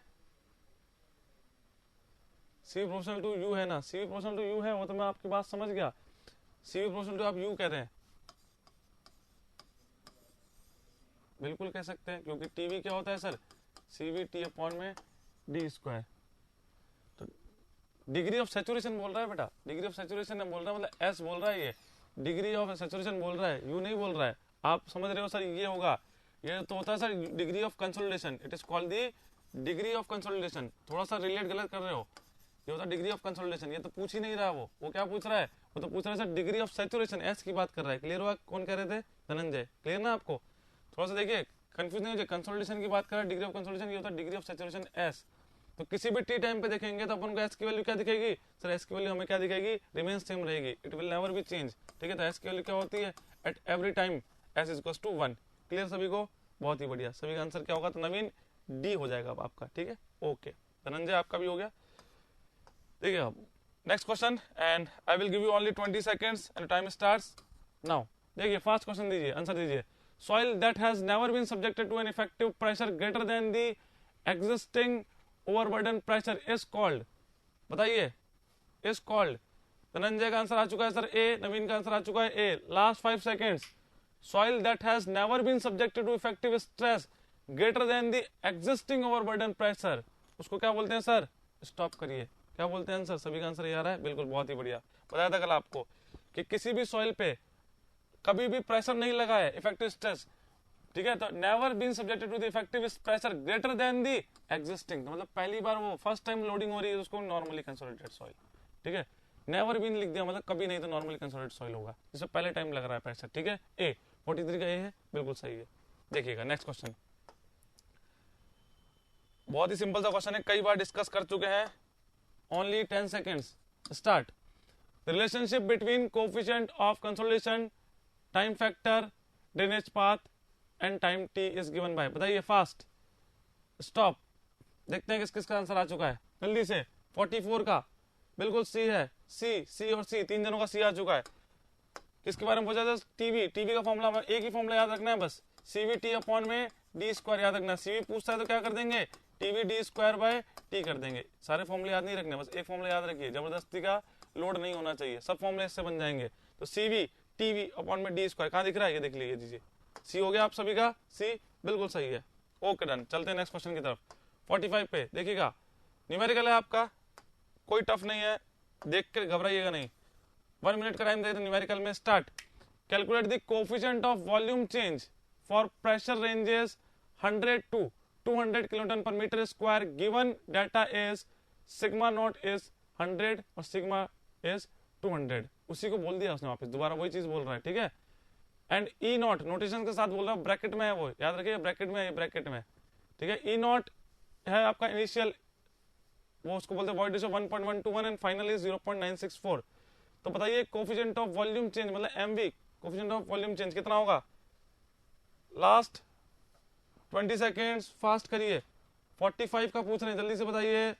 Last 15 seconds. बिल्कुल से आसान सा क्वेश्चन है, कोई टाइम नहीं लगना चाहिए इसमें, बिल्कुल आसान क्वेश्चन है। जितेंद्र का आंसर आ चुका है सर बी, बिल्कुल बात, बहुत ही बढ़िया। 45 सेकंड्स में आंसर दिया है आपने, जल्दी से बताइए। स्पीड तो तेज करनी है यार, टाइम कम है। वो भी गलत दे दिया गया, कोई बात नहीं, गलत देने से बात नहीं, हमने सॉल्व तो किया। आंसर होगा इसका ए, 7.4 होगा। हाँ बिल्कुल, प्रद्युमन कह रहा है, बिल्कुल बहुत ही बढ़िया। स्टॉप। देखिए सर पूछा गया इसके अंदर एमबी, एमबी का फॉर्मूला क्या होता है, MB is equal to A B upon 1 plus E not, बहुत ही बेसिक है, A B upon 1 plus E not. तो सर यहाँ तो ए बी नहीं पता, यहाँ केवल क्या गिवन है आपको, प्रेशर गिवन है, मतलब इफेक्टिव स्ट्रेस गिवन है, वॉइड रेशियो गिवन है। सबसे पहले तो ए बी निकालना पड़ेगा, तो क्या 2 स्टेप प्रोसेस हो गया, ए बी निकालना पड़ेगा। ए बी क्या होता है, डेली अपॉन में change in effective stress, change in void ratio divided by change in effective stress. Change in void ratio initial में ज्यादा था, फाइनल में कम हो गया, इनिशियल माइनस फाइनल, तो क्या कर देंगे 1.121 माइनस फाइनल 0.964। सोल्व के बताइए कितना आ रहा है आंसर टोटल ए बी का, divided by effective stress. Final में ज्यादा होगा, इनिशियल में कम होगा, तो फाइनल माइनस इनिशियल करेंगे 200 माइनस 100। तो करके बताइए आंसर क्या आ रहा है ए बी का। जल्दी से कमेंट बॉक्स में कमेंट करिए फास्ट, कितना आ रहा है ए बी का आंसर वो कमेंट करिए।